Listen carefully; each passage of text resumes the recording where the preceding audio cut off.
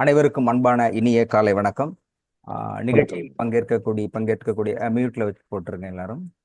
நிகழ்ச்சியில் பங்கேற்கக்கூடிய ஆராணன் அவர்களுக்கும், தமிழ்மணி மேடம் அவர்களுக்கும், ரமணிச்சந்திரன் அவர்களுக்கும், சண்முக சுந்தரி அவர்களுக்கும், சசிரேகா மேடம் அவர்களுக்கும், கீதா மேடம் அவர்களுக்கும், சுபலதா மேடம் அவர்களுக்கும், பாலசுப்ரமணியன் அவர்களுக்கும், வரதராஜ் அவர்களுக்கும், சரஸ்வதி அவர்களுக்கும், பேராசிரியர் சாந்தி அவர்களுக்கும், சாரதா மேடம் அவர்களுக்கும், ருக்மணி விஜய ராகவன் அவர்களுக்கும், வளர்மதி அவர்களுக்கும், கலைவாணி விஜயராஜ் அவர்களுக்கும், ராதிகா மேடம் இன்னைக்கு பேச சொல்லியிருந்திருக்கலாம், பேச முடியல, ராதிகா மேடம் அவர்களுக்கும்,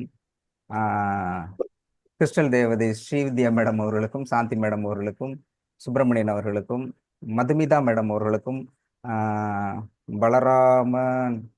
பலராம சுந்தரம் அவர்களுக்கும், லோகநாதன் அவர்களுக்கும், விஜய் கண்ணன் அவர்களுக்கும், டாக்டர் யுவனாபிரியா மேடம் அவர்களுக்கும், லோகநாதன் அவர்களுக்கும் மற்றும் மற்றும் அனைவர்களுக்கும் அனைவருக்கும் என்னுடைய அன்பான இனிய காலை வணக்கத்தை தெரிவித்துக் கொள்கின்றேன். மீண்டும் என்னுடைய நன்றியும் வணக்கத்தையும் தெரிவித்துக் கொள்கின்றேன். நேற்றைய தினம் டாக்டர் ஒரு விஷயம் பேசியிருந்தாங்க.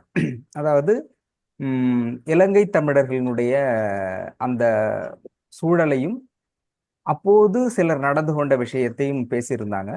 அதுல வெளிநாடுகளில் இருக்கக்கூடிய பலர் அதை பார்த்துவிட்டு தொடர்பு கொண்டு பேசினாங்க என்கிட்ட. அது அவர்களுக்கு அந்த பழைய நினைவிலிருந்து வெளியே வர முடியாத சூழலையும் அது மன வருத்தத்தையும் ஏற்படுத்தியதாக அது அவர் டாக்டர் ரியாலிட்டியை சொன்னாரு. அவர் சொல்ல வந்த விஷயம் எப்படின்னா, அந்த சூழலிலும் ஒருவருடைய மனநிலையை புரிந்து கொள்ளாத மனிதர்கள் பணத்தை மட்டுமே பிரதானமாக யோசித்து கொடுத்த கடனை எப்படி வசூலிப்பது என்கின்ற ஒரு மோசமான சூழலில் ஈடுபட்டிருந்தார்கள் என்பதை பற்றி சொல்வதற்காக அதை சொல்லியிருந்தார்.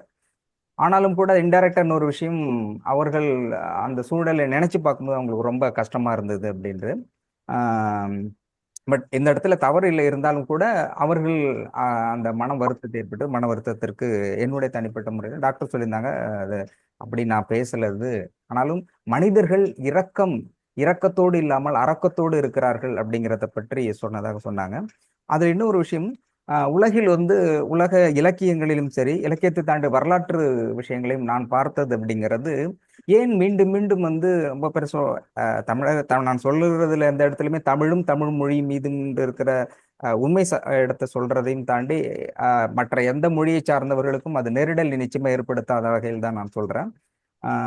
அதுல தமிழுக்கு ஏன் முக்கியத்துவம் கொடுக்கப்படுகிறது, தமிழர்களுக்கு ஏன் முக்கியத்துவம் கொடுக்கப்படுகிறது என்பது ஆன்மீக ரீதியாக சொல்லணும் அப்படின்னு சொன்னாக்க, உலகில் 195 200 நாடுகள் இருக்கிறது. இந்த 200 நாடுகளில் ஆன்மீகத்தில் மிகச்சிறந்த நாடு அப்படின்னு எதுன்னு எடுத்துக்கிட்டாக உலகத்தில் அது ஆசியா கண்டமாக, முதலில் அந்த கண்டத்தில் முதன்மையானது ஆசிய கண்டம். ஆசிய கண்டத்தில் ஆன்மீகத்தில் மிகச்சிறந்த மனிதர்களாக பிறப்பெடுக்கக்கூடியவர்கள் யார் அப்படின்னாக்க இந்தியாவை சார்ந்தவர்களாக இருப்பார்கள். இது ஷூர். இதுனா டாக்டர் பல வீடியோக்கள்ல பேசியிருக்கிறாரு. கிளியர்வாயிண்ட்ல இருந்து அவர் கெட் த மெசேஜ், சித்தர்களோட மெசேஜ் எடுத்து சொன்ன விஷயம் இது. என்னுடைய தனிப்பட்ட கருத்து இல்லை. உலகத்தினுடைய மிகப்பெரிய ஆன்மீக மக்கள் உள்ள இடம் அப்படின்னாக்க ஆசிய கண்டம். ஆசிய கண்டத்தில் இந்தியாவில் பர்டிகுலராக தென் மாநிலங்கள் அப்படிங்கிறது தமிழ்நாடு, கேரளா உள்ளிட்ட பகுதிகள், ஆந்திரா, தமிழ்நாடு, கேரளா உள்ளிட்ட பகுதி. அதிலும் சிறந்தது அப்படின்னா தமிழ்நாடு. இது டாக்டர் பலமுறை சொல்லியிருக்கிறாரு. ஏன் அப்படின்னாக்க, இயற்கை இறைவனுடைய அந்த படைப்பில் ஒரு மனித பிறவி எடுத்து படிப்படியாக இறைவனை அடையக்கூடிய அந்த எண்ட் பாயிண்ட் இருக்கக்கூடிய சோர்சஸ் இருக்கக்கூடிய இடமாக தமிழ்நாடு விளங்கி கொண்டிருக்கிறது, தமிழ் மொழியும் விளங்கி கொண்டிருக்கிறது அப்படிங்கிற விஷயத்த டாக்டர் சொல்லியிருக்காங்க. இதுல இன்னும் டீட்டெயிலா உங்களுக்கு வேணும்னா நீங்க நோட் கீழே போடுங்க கொஸ்டின்ஸ், டாக்டர் அதுக்கு பதில் சொல்லுவாங்க. அதுல குறிப்பா அதனால எந்த இடத்திலும் எந்த மனிதரையும் நாம் குறைத்து மதிப்பிடவில்லை. சில சூழலுக்காக உதாரணம் சொல்கின்ற பொழுது மாற்று கருத்து இருக்கிற வாய்ப்பு இருக்கிறது. அதே மாதிரி நேத்திக்கு நான் அந்த விஷயத்த சொல்லும் பொழுது தமிழர்களுடைய அந்த மொழியும் அந்த அந்தமான் நிக்கோபாத் விஷயத்துல சோழர்களுடைய படையெடுப்புகளும் மன்னருடைய படையெடுப்புகளை பற்றியும் சொல்ல பொழுது நான் சேனல்ல இருக்கும்பொழுது அந்தமான் சித்தர்னு ஒருத்தர் நான் இன்டர்வியூ பண்றேன். அந்தமான் இன்டர்வியூ பண்ணும்போது நிறைய விஷயங்கள் அவர் சொன்னார். அதை மொழி ரீதியாகவும் சித்தர்களுடைய இலக்கியத்தை பற்றியும் அது அரசியலுக்கும் ஏற்கனவே போர் தந்திரங்களுக்கும் சித்தர்கள் பயன்படுத்திய அந்த வழிகாட்டுதல் நெறிமுறைகளை பற்றி சொன்னாரு.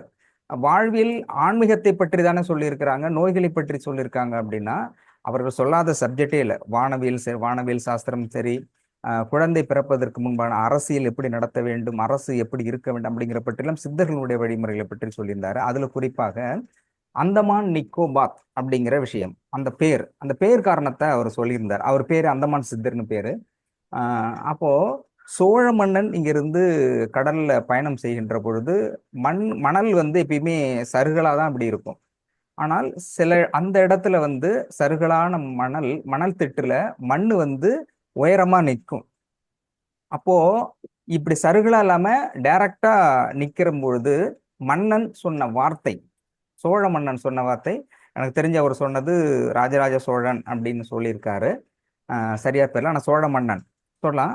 அந்த மண் நிக்குது பார் என்ற சோழ மன்னனுடைய வார்த்தை தான் அந்தமான் நிக்கோபார் என்ற பெயராக மருவி இருக்கிறது அப்படின்னு சொன்னாரு. அவர் தான் பல வரலாற்றில் இருக்கக்கூடிய கரையோரம் இருக்கக்கூடிய தமிழ் பெயர்களினுடைய மருவியல் எப்படி மருவி இருக்கிறது அப்படிங்கிறத பற்றி குறிப்புகள் கொடுத்தவர் அவர். அதுல குறிப்பா அந்த அந்தமான் நிக்கோபாத் அப்படிங்கிறது தமிழ் பெயர், சோழ மன்னன் வைத்தது. அந்தமான் நிக்குது பார் அப்படிங்கிறது தான் அந்தமான் நிக்கோபார் என்று சொல்லப்பட்டதாக அவர் சொன்னாரு. அதே போன்று ஒவ்வொரு நிறைய 124 பெயர்கள் எல்லாமே அவர் வச்சிருக்கிறாரு. அதை பற்றி சொல்லக்கூட குறிப்பாக தமிழர்களுடைய சித்தர்களுடைய அந்த முறையில நோய்களை பற்றி தீர்க்கக்கூடிய மருந்துகள், மருத்துவம் எல்லாமே அதை பற்றி வைத்திருக்கிறார்கள். அந்த வகையில் சித்தர்களை பற்றியும் ஈழத்தமிழர்களை பற்றியும் நான் வந்து அந்த டிபேட்ல எடுக்க போகும்போது நிறைய விஷயங்கள் கலெக்ஷன் பண்ணியிருந்தேன். அதுல கனடாவில் வந்து ஒரு இரவு, அந்த இரவுல வந்து சாலையில வந்து எல்லா வாகனங்களும் பயணித்து கொண்டிருக்கிறது. ஒரு இடத்துல வந்து அந்த சிக்னல்ல வந்து கிரீன் ரெட் மாறி மாறி எரியும், ஆனா அந்த இடத்துல எரியல, ரெட் கலர் மட்டுமே இருக்குது. அப்போ ஓரிரு வாகனங்கள் போகும்போது ஒரு வாகனம் போயிட்டு அந்த இடத்துல நிக்குது. ரொம்ப நேரமா நின்றுட்டு இருக்கு. இறங்கி வந்து அந்த சிக்னல் இருக்கு, அந்த சிக்னல் ஆஃபீஸர்கிட்ட கேட்டு ஃபோன் பண்ணி அந்த சிக்னலை சரி பண்ண சொல்றாங்க. அதுக்கப்புறம் அந்த ஆஃபீஸர்ஸ் வந்து சிக்னல் சரி பண்ணிட்டு கேட்குறாரு, அதான் யாருமே வரலையே, நீ கிராஸ் பண்ணி போக வேண்டியதானே, ஏன் அந்த ரெட் சிக்னலை நீ கிராஸ் பண்ணல அப்படின்னு கேட்குறாரு. அப்போ அந்த இளைஞன் சொல்றான், இல்ல இல்ல, என்னுடைய தலைவன் எனக்கு வந்து ஆணையிட்டு இருக்கிறான், நீங்க எந்த நாட்டுக்கு சென்றாலும் அந்த நாட்டினுடைய சட்டத்திட்டத்தை மதித்து நடக்க வேண்டும் அப்படின்னு சொல்லியிருக்கிறாரு. எனவே ரெட் சிக்னலை நான் கிராஸ் பண்ணக்கூடாது, கிராஸ் பண்ணி போயிடலாம், ஆனால் மற்ற வர்றவங்க இதையே ஃபாலோ பண்ணுவாங்க, ரெட் சிக்னல் அதுக்கு போய் இதை எதை சரி செய்து விட்டு அதன் பிறகுதான் கடந்து போகணும் அப்படிங்கிறது என்னுடைய தலைவன் எனக்கு பழக்கப்படுத்தியிருக்கிறான், அதனால சரி பண்ணிட்டு கிரீன் சிக்னல் போட்டதுக்கு அப்புறம் தான் கிராஸ் பண்றாரு. அப்ப எங்கே இருந்து வர்றீங்கன்னு அப்ப சொன்னா, நான் ஈழத்தமிழர், இலங்கையிலிருந்து வருகிறேன் என்ற பதிவு பண்ணியிருக்கிறாரு. அப்ப நான் பேசும்போது எனக்கு சொன்னாங்க, அப்போ ஒரு எங்கேயோ இருக்கக்கூடிய ஒரு மனிதன் தன்னுடைய தலைவனுடைய சொல்லை எந்த அளவிற்கு ஆழமாக நினைத்து அதை வாழ்வியில் நடைமுறைப்படுத்தி கொண்டிருக்கிறான் என்பதற்கு மிகச்சிறந்த உதாரணம். அதே மாதிரி வார் ஃபீல்டுலங்கிறது நான் ரொம்ப நிறைய அந்த வார் எப்படி நடக்குது, அந்த வார்ல take a decision is most important. நம்ம சொல்றோம் சாதாரண நம்ம குடும்ப வாழ்வில் நிறைய பேர் நம்ம ஃபோன் நம்ம குரூப்ல இருக்கும் தெரியும், ஒரு சிலருக்கு தெரியும் எவ்வளவு ஃபோன்ஸ் கால் வருது. அதில் குறிப்பாக குடும்ப சூழலில் ரொம்ப பாதிக்கப்படுபவர்கள் ஆண்களை விட பெண்கள் தான். எனக்கு வர்ற 100 கால்ஸ்ல 99.75 கால் அப்படிங்கிறது பெண்கள் தான் பேசுறாங்க. அந்த குடும்ப சூழலை வந்து ஆற்றாமையால் அழுது கொண்டிருப்பவர்களும் பெண்களாகத்தான் இருக்கிறாங்க. ஒரு விஷயத்தை ஆண்கள் வந்து மனரீதியாக பாதிக்கப்பட்டாலும் அதுக்கு சொல்யூஷன் முயற்சி பண்றாங்க. ஆனாலும் ஆண்கள் தன்னுடைய சோகத்தையும் குடும்ப பிரச்சனையும் வெளிக்காட்ட முடியாதவர்களாக இருக்கிறார். ஆனாலும் அதை எப்படியாவது சரி செய்யணும் அப்படிங்கிற first in front of the field war பீப்புளா இருக்கிறது வந்து பெண்கள் தான் இருக்கிறாங்க. 99% இந்த கால்ஸ்ல அந்த குடும்ப சூழலை பற்றி எப்படியும் சரி செய்யணும் அப்படிங்கிற கண்ணீர் மல்க பேசக்கூடியவர்கள் பெண்களாகத்தான் இருக்கிறார்கள். அப்போ அந்த பிரச்சனை ஃபீல்டு வார் இருக்கு இல்லையா, என்ஃபீல்டு ஓப்பனிங் ஃபீல்டு, அப்போ அந்த டிசிஷன் மேக்கிங் ரொம்ப முக்கியமா இருக்கும். எல்லா பிரச்சனைகளுக்கும் தீர்வுக்கு நம்ம சொல்றோம், தைரியமா இருக்குன்னு சொல்றோம், அவங்களே தைரியமா தான் இருக்கிறாங்க, அவங்களே வந்து எந்த அளவுக்கு கரேஜ்ஃபுல்லா ஒரு டிசிஷனை ஹேண்டில் பண்றாங்கிறது சொல்றாங்க. ஆனாலும் முடியல அப்படிங்கிற விஷயத்துல அவங்களுக்கு சொல்யூஷன் கொடுக்கறது ரொம்ப கஷ்டமா இருக்குது. பட் இதுக்கு முன்னாடி நான் வந்து அப்போ சாதாரண அது ஒரு குடும்பம் அப்படிங்கிறது ஒரு 4 பேர்களை கொண்ட, ஒரு 10-15 பேர்களை கொண்ட உறவுகளை கொண்ட ஒரு குடும்பம். இந்த குடும்பத்தில் இருக்கின்ற பொழுதே அவ்வளவு பிரச்சனைகள். ஒரு தனிப்பட்ட முறையில் பொருளாதாரத்தையும் தாண்டி குடும்ப உறவுகளை வந்து அம்மா இன்னொரு சிலர் சொல்றாங்க, தன்னுடைய குழந்தைக்கும் அம்மாவுக்குமான உறவுகளுக்கே மெயின்டைன் பண்ண முடியலன்னு. ஹஸ்பண்ட் ஒய்ஃப்ங்கிறது பெரும் நிறைய பிரச்சனைகள் இருக்குது. குழந்தை பொண்ணுக்கும் தனக்கும் பையனுக்கும் தனக்குமான உறவுகள் சொல்றதை கேட்கல அப்படிங்கிற இவ்வளவு பிரச்சனைகள் இருக்குது. அதை சரி செய்யறதுங்கிறது அவ்வளவு சாதாரணமாக இல்லை. அடிக்கடி யாரும் நம்ம இதில் தான் சொல்லுவாங்க. சாரதா மேடம் நினைக்கிறேன், ஹியூமன் ரிசோர்ஸ் ஹேண்டில் பண்றது ரொம்ப ரொம்ப கஷ்டம் அப்படின்னு. டெஃபினட்டா கட்டும். மற்ற எல்லாத்தையும் அட்வைஸ் எல்லாத்துக்கும் பண்ணிடலாம். அப்படி சொல்றான். நம்ம ஒருத்த குரூப்ல ஏதோ தான் காமெடியில இந்த ஷார்ட்ஸ்ல பார்த்தேன். உலகத்துல முதல்ல இந்த யாரை ஃபர்ஸ்ட் தண்டிக்கணும் அப்படின்னு சர்வேல எடுத்தா முதல்ல இந்த அட்வைஸ் பண்றவங்கள தான் தண்டிக்கணும். அவங்க இப்படி ஈஸியா உட்காந்து இப்படி பண்ண அப்படி பண்ணு சொல்லிட்டு வந்து ஃபீல்டில் உட்காந்து அவன் அனுபவிச்சு பார்க்கணும்னா அது முடியாது. அது ரியாலிட்டி அப்படிதான். சொல்வது யாருக்கும் எளிய அறியவாம் சொல்லிய வண்ணம் செயல் அப்படிங்கிற மாதிரி நாமளே ரியாலிட்டியா இருந்து பார்க்கறது ரொம்ப கஷ்டம். அப்போ இதை தாண்டி நான் வார் ஃபீல்டுல ஒரு போர் நடக்குது, தன்னுடைய சொல்ல மற்றவர்கள் கேட்டு நடக்கணும் அப்படிங்கும்போது அந்த போரை திறம்பட நடத்தி வெற்றி கண்டவர்கள் யார் யார் அப்படின்னு போர் சூழலும் அதனுடைய வெற்றிகளும் அப்படிங்கிற புத்தகத்துல படிக்கும்பொழுது ஒவ்வொரு நாடுகளுடைய அந்த காலத்திலே இருந்து இருக்கக்கூடிய மிகப்பெரிய போராட்ட களங்கள் எப்படி ஜெயிக்கிறாங்க அப்படிங்கிற விஷயத்த பத்தி பார்த்துக்கிட்டு இருந்தேன். அப்போ வந்து நிறைய விஷயங்கள் இருக்கு. அதுல வந்து ஷார்ட்டா டைம் கட் ஆகிடக்கூடாதுனால முதல்ல நான் சொல்லிடுறேன். ஒரு வால் ஃபீல்டு இருக்குது. ஒரு எதிரி 2 பேரும் ஃபைட் பண்ணிட்டு இருக்கிறாங்க, சண்டை போடுறாங்க. ஒருத்த வந்து எதிரி ஒரு 10-15 பேர் வந்துடுறாங்க. எல்லாம் வெப்பன்ஸோட கன்னோட வர்றாங்க. ஆப்போசிட்ல இருக்கிறவங்க 2 பேர் தான் இருக்கிறாங்க. அவங்களை நிச்சயம் ஜெயிக்க முடியாது, அவங்களுக்கு தப்பிச்சு ஓட முடியாது, இறந்துருவோம் அப்படிங்கிறது 2 பேருக்குமே உறுதியா தெரியும். இருந்தாலும் ஓடுறாங்க. ஓடும்பொழுது ஒருத்தர் என்ன பண்றான், அது 2 பேர்ல ஒருத்தர் வந்து திரும்பி போடாதான் ஷூட் பண்ணும்பொழுது ஷூட் பண்ண திரும்பும்பொழுது அவனை சுட்டுடுறாங்க. அடிபட்டுறது. அவன் நவர முடியாம உயிருக்கு போராடி கொண்டிருக்கிறான். உயிருக்கு போராடி கொண்டிருக்கும்போது அப்ப என்ன பண்றான்னா, ஒண்ணு வந்து இவனை தூக்கிட்டு போகணும், தூக்கிட்டு ஓட முடியாது, எல்லாம் 10-15 பேர் அங்கேருந்து வர்றாங்க. அடுத்தது உயிரோட விட்டுட்டு போக முடியாது. உயிரோட விட்டு போனா அவன்கிட்ட மாட்டினா நரக வேதனை அதிரிக்கணும். அந்த இடத்துல ஃப்ராக்ஷன் ஆஃப் செகண்ட்ல டிசிஷன் எடுக்கணும். டிசிஷன் எடுக்கும்போது அப்ப என்ன பண்றான்னா, தூக்கிட்டு போக முடியாது, அவன்கிட்ட கொடுத்தா இதோட நரக, அதுக்கு பதிலாக இவனை கொன்னுடலான்னு சொல்லிட்டு 2 பேர்ல ஒருத்தன் என்ன பண்றாரு, அடிப்பட்டவன் வந்து துப்பாக்கி வச்சுட்டு ஷூட் பண்ணுவான். ஷூட் பண்றதுக்கு ரெடியா இருந்து ஷூட் பண்ணுவான். அந்த ஷூட் பண்ணும்பொழுது அவன் அடிபட்டு ரத்த வெள்ளத்தில் இருக்கான் இல்லையா, உயிருக்கு போராடிட்டு இருக்கான். அந்த வீரன் என்ன பண்ணுவான், சுடாத அப்படிம்பான். அவனுக்கு ஷாக் ஆயிடும். அப்போ உயிருக்கு பயந்துட்டியா நீனு, ஒரு கோழையா வளர்ந்துருக்கியா, உயிருக்கா பயப்படுற, இறந்துருவோன்னு பயப்படுறியா அப்படின்னோடனே அப்போ அவன் சொல்லுவான், இல்ல இல்ல, நான் இறந்து போறதுக்காக பயப்படல, என்னை நான் இறப்பதற்கு காரணமாக இருக்கக்கூடிய அந்த ஒரு தோட்டா இருக்கு இல்லையா, இந்த தோட்டாவை பயன்படுத்தி எதிரியை வீழ்த்து, நான் எப்படியாவது இறந்துடுறேன், ஆனா இதன் மூலம் அவங்க இறந்துடணும், நான் எப்படியாவது, நான் கத்தி வச்சிருப்பான், நான் கத்தியால கூட இறந்துடுறேன், பட் இதை பயன்படுத்தி அவனை கொன்னுடுங்க, அவனை கொண்டு. ஸோ எதிரியை வீழ்த்துவதுதான் நம்முடைய இலக்கு. அதனால இந்த தோட்டாவால அட்லீஸ்ட் ஒருத்தரை நீ, எனக்கு பேர் அவனை நீ கொண்டுடு அப்படிமா. இது சொன்னது யாருன்னா விடுதலை புலிகளை சார்ந்த வீரர்கள். அப்போ அந்த வார்ஃபீல்டு உயிர் இறக்கின்ற உச்சகட்ட தருவாயில் ஒருவர் எந்த அளவுக்கு ஃபைட் பண்றாங்க அப்படிங்கிற வீரத்தை சொல்லி கொடுத்தவர்கள், அந்த மாதிரி வளர்க்கப்பட்டவர்கள். ஒரு நெறியோடு வளர்க்கப்பட வேண்டும். எதிரிகளுக்கும் தன்னால் பாதிப்பு. ஏன்னா வால்டு 2009 நடந்த அந்த வாரில் வந்து ஆக்சுவலி அந்த ஃப்ளைட் அட்டாக் போகும்பொழுது முப்படையும் கட்டி ஒரு அரசுக்கு எதிராக இருந்த ஒரு படைங்கிறது விடுதலை புலிகள்.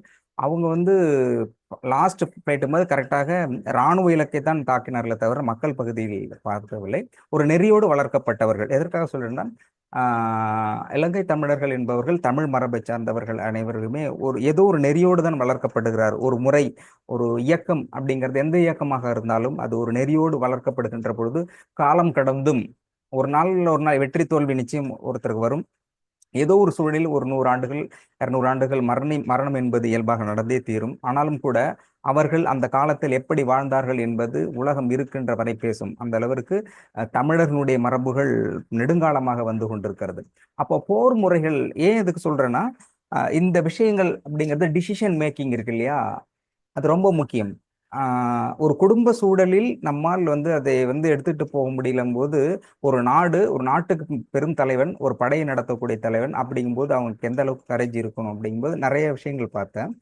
அதுல பார்க்கும்பொழுது உம், ஆஹ், முதல் உலகப் போர் 1914 to 18 வெர்சைஸ் உடன்படிக்கை ஏற்படுது அந்த எண்டுல. வெர்சைஸ் இம்பாக்ட். வெர்சஸ் இம்பாக்டினுடைய தவறான டிசிஷனால தான் ரெண்டாவது வேர்ல்டு வார் நடக்குது. ரெண்டாவது world war 1939 to 1945 Hitler entry ஆகுறாரு. ஹிட்லர் வந்து ரொம்ப முக்கியமான விஷயம். ஹிட்லர் போது ரொம்ப பேர் வந்து ஏன் இதை சொல்றேன்னா டிசிஷன் மேக்கிங்க்கு, ஒரு குடும்பத்தை எந்த அளவுக்கு நடத்தணும் அப்படிங்கிறதுக்கு வார் வார் வந்து உதாரணமா இருக்குது. எல்லாருமே மோசமானவர் தான் ஹிட்லர் வந்து இருந்தாங்க. நானும் அப்படிதான் இருந்தேன். அது உண்மைதான். அவ்வளோ உலகத்தினுடைய, அதாவது 4,35,00,000 பேர் கிட்டத்தட்ட ரெண்டாவது வேர்ல்டு வார்ல இறந்தாங்கன்னு நினைக்கிறேன். 5 கோடி டு 6 அந்த இடத்துல சோல்ஜர்ஸ் மட்டும், மக்கள் அப்படின்னு நிறைய பேர்த்தா 5 கோடி கிட்டத்தட்ட வார்ல மட்டும் இறந்திருக்காங்க. அப்போ எனக்கு ஹிட்லரை பத்தி படிக்கணுங்கிற ஆர்வம் எப்படி வந்ததுன்னா, ஹிட்லருடைய இளைய வயதில் சும்மா கேஷுவலா படிக்கும்போது அப்ப தினத்தந்தில காலச்சுவடுகள்னு டெய்லி போட்டுக்கிட்டு இருந்தாங்க.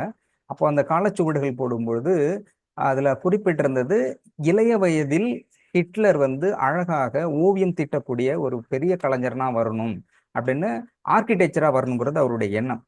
அப்போ ஒரு தான் வந்து பெரிய ஆளான ஜெர்மனி எப்படி இருக்க வேண்டும், எப்படி புகழ்பெற்று வளர வேண்டும், உலகத்தினுடைய மிகச்சிறந்த நாடாக ஜெர்மனி வளர வேண்டும்னு சொல்லிட்டு அதோட அவுட்லைன் போடுறான், எப்படி இருக்கணும் அப்படின்னு. ஒவ்வொரு பிக்சரும் அந்த நதிகள் வரையுது எல்லாமே ரொம்ப அழகா போடுறான். ஸோ எனக்கு என்னுடைய புரிதல்ங்கிறது, கலைகளில் ஈடுபடக்கூடிய எந்த ஒரு மனிதனும் கொலையை பற்றி சிந்திக்க மாட்டான். கலையில் ஈடுபடக்கூடிய எந்த ஒரு மனிதனும் இரக்க சிந்தனை உடையவனாக இருப்பான். கலை என்பது ஒரு மரத்து கிளை. இப்போ ஃபார் எக்ஸாம்பிள், ஒரு மியூசிக்கல்ஸ்ல ஒருத்தர் இன்ட்ரெஸ்டடா இருந்தாங்கன்னா, மியூசிக்கல் இருக்கும்போது டான்ஸு, ரைட் அப்ஸு, இதில் எல்லாமே ஒன்று ஒன்றும் கலையோடு சம்பந்தப்பட்ட அனைத்திலும் கொஞ்சம் கொஞ்சம் அதில் டச் இருக்கும். அப்போ அடிப்படையில ஏன் சின்ன வயசுல வந்து குழந்தைங்களுக்கு வந்து டிராயிங்ல போடணும் அப்படிங்கிறது, வரைகிறது ஆர்வத்தோட இருக்கிற தாண்டி, ஆஹ், வரைதல்ல ஈடுபடுறவங்கள கான்சென்ட்ரேஷன் அதிகமா இருக்கும் டிராயிங் வரையும் போது. அப்போ ஒரு ஃபேஸ் வரைகிறாங்க அப்படின்னாக்க, நம்ம பேர் இப்போ ஆஹ், பொங்கலுக்கு கோலம் போடுவாங்கல்ல, மாடு போட்டதுக்கு அப்புறம் குரங்கு மாதிரி இருக்கும். எங்கடா கொம்ப காணும், அது டைரக்ஷன் மாறும். ஆனாலும் கூட வரைகிறவங்களுக்கு தெரியும், நல்லா வரைஞ்சேன்னு ஃபீல் பண்ணா கூட அவங்களுக்கு தெரியும் எங்கேயும் இது சரியில்லையேன்னு. அப்போ வரைவு நல்லா ஒரு வரைய ஆரம்பிச்சிட்டாங்கன்னா, ஒரு சின்ன கண்ணு வந்து கோணலா இருந்தா கூட அவங்களால தாங்கிக்க முடியாது. ஏன் கண்ணு ஒரு மாதிரியா இருக்கு இப்படி போடணும்னா, அப்போ ஒரு தான் வரைகின்ற ஒரு வரைபடத்தில் அந்த படத்தில் இருக்கக்கூடிய ஒரு பாகம் உறுப்பு வந்து ஒரு தொய்வு ஏற்பட்டா கூட அவங்களால ஏத்துக்க முடியாது. இன்னும் சரி செஞ்சிருக்கலாங்கும் போது, இயல்போடு உயிரோடு இருக்கக்கூடிய மனிதர்கள் மீதும் அவர்களுக்கு இயல்பாகவே இயற்கை சிந்தனை வரும். அதனாலதான் கலையோடு ஒருத்தரை வளர்க்க வேண்டும் அப்படின்னு சொல்லப்பட்டிருக்கிறது. அப்படி வளர்க்கப்பட்ட ஹிட்லர் வந்து இவ்வளவு பெரிய கொலைகளை எப்படி செய்வான் அப்படிங்கிறதா எனக்கு உள்ள யோசிக்கிறது. கலைகளில் ஈடுபடக்கூடிய ஹிட்லர் கொலைகளையும் எப்படி செய்ய முடியும் அப்படின்னு. அதன் பிறகு கேஷுவலா படும்போது அதுல தான் காலச்சுவடுகள் படிக்கும் பொழுது, ஆஹ், ஈவா பிரா அப்படிங்கிற ஒரு பொண்ணோட அவருக்கு காதல் ஏற்படுது. அந்த காதலை பற்றி படிக்கிறேன். அது படிக்கும்போது அதோட எண்டு ரொம்ப ஷாக் ஆச்சு. அப்போ காதல் இலக்கியங்கள் அப்படிங்கிற தனிப்பட்ட முறையில் உலக வரலாற்றில் சிறந்த காதல் காவியங்கள் அப்படிங்கிற புத்தகங்கள் இருக்கு. அதுல படிக்கும்பொழுது ஹிட்லரோடதும் வருது. ஆஹ் ஜென்னி, கார்ல் மார்க்ஸ் ஜென்னி, அது வந்து பயங்கர லவ் ஸ்டோரி படிக்கணும்னு நினைக்கிறவங்க வந்து கார்ல் மார்க்ஸோட ஜென்னி ஸ்டோரியை படிக்கணும். படிச்சாக்க லவ் ஸ்டோரி மட்டும் இல்ல, குடும்பத்தில் இருக்கக்கூடியவர்களும் திருமணம் ஆனவர்கள் பர்டிகுலரா படிக்கணும். ஸோ ஒரு பெண் எந்த அளவுக்கு சப்போர்ட்டா இருக்கா அப்படின்னா, ஒரு சின்ன நிறைய இருக்குது டைமிங்ல. அந்த எண்ட் கன்க்ளூஷன் சொல்றேன். அதாவது சாப்பாடு இல்லாம அவ வந்து லாயரு, பெரிய வெல் டு ஃபேமிலி ஜென்னி, அவங்க. இவர் வந்து சாதாரண ஆளா இருப்பாரு. ஸோ அப்போதான் ஆஹ், அந்த விஷயங்கள் தொடர்ந்து போகுது. சீஃப் டாக்டர் வந்தாங்க, தொடர்ந்து பேசலாம், முடிச்சு நாளை தொடரலாம். அனைவருக்கும் அன்பான நன்றி, வணக்கம்.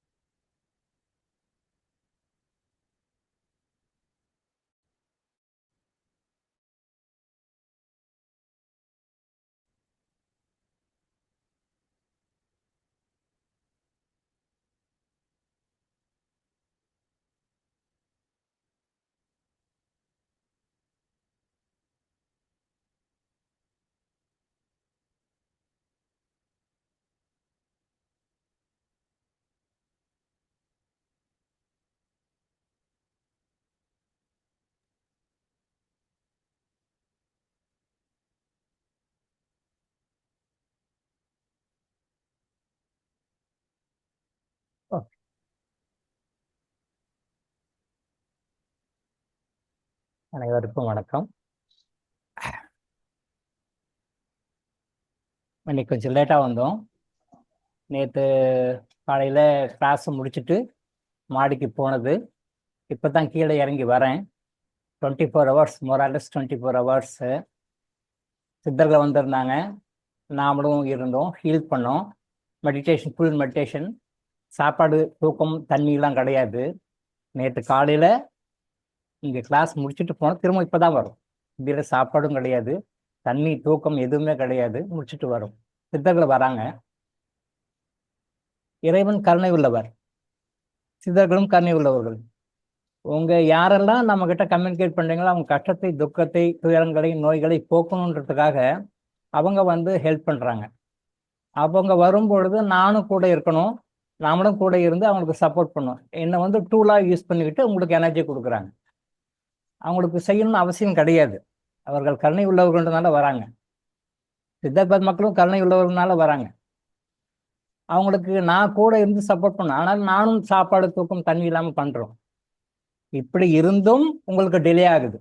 நிறைய பேருக்கு வந்து ஸ்பெஷல் டைமுக்கு வரல, கன்சல்டேஷன் கொடுக்க மாட்டேன்றாரு, அப்பாயின்மெண்ட் கிடைக்க மாட்டேங்குது அப்படின்னு சொல்லி நிறைய பேர் வந்து மனசுக்குள்ள குறைப்பட்டுக்கிறீங்க. ஆஸ்தம்பி சாரும் குறைப்பட்டுக்கிறாரு, நீங்களும் குறைப்பட்டுக்கிறீங்க. உங்களை ரெக்கமெண்ட் பண்ணாங்க பார்த்தீங்களா, அவங்களும் குறைப்பட்டுக்கிறாங்க. இது குறைப்பட்டுக்க வேண்டிய விஷயம் ஒன்றும் கிடையாது. மற்ற முறைகளுக்கும் கர்மா எனர்ஜி ஹீலிங்க்கும் என்ன வித்தியாசம் அப்படின்னா, நான் ஏற்கனவே சொன்ன மாதிரி திருப்பி ஞாபகப்படுத்தி பாருங்க.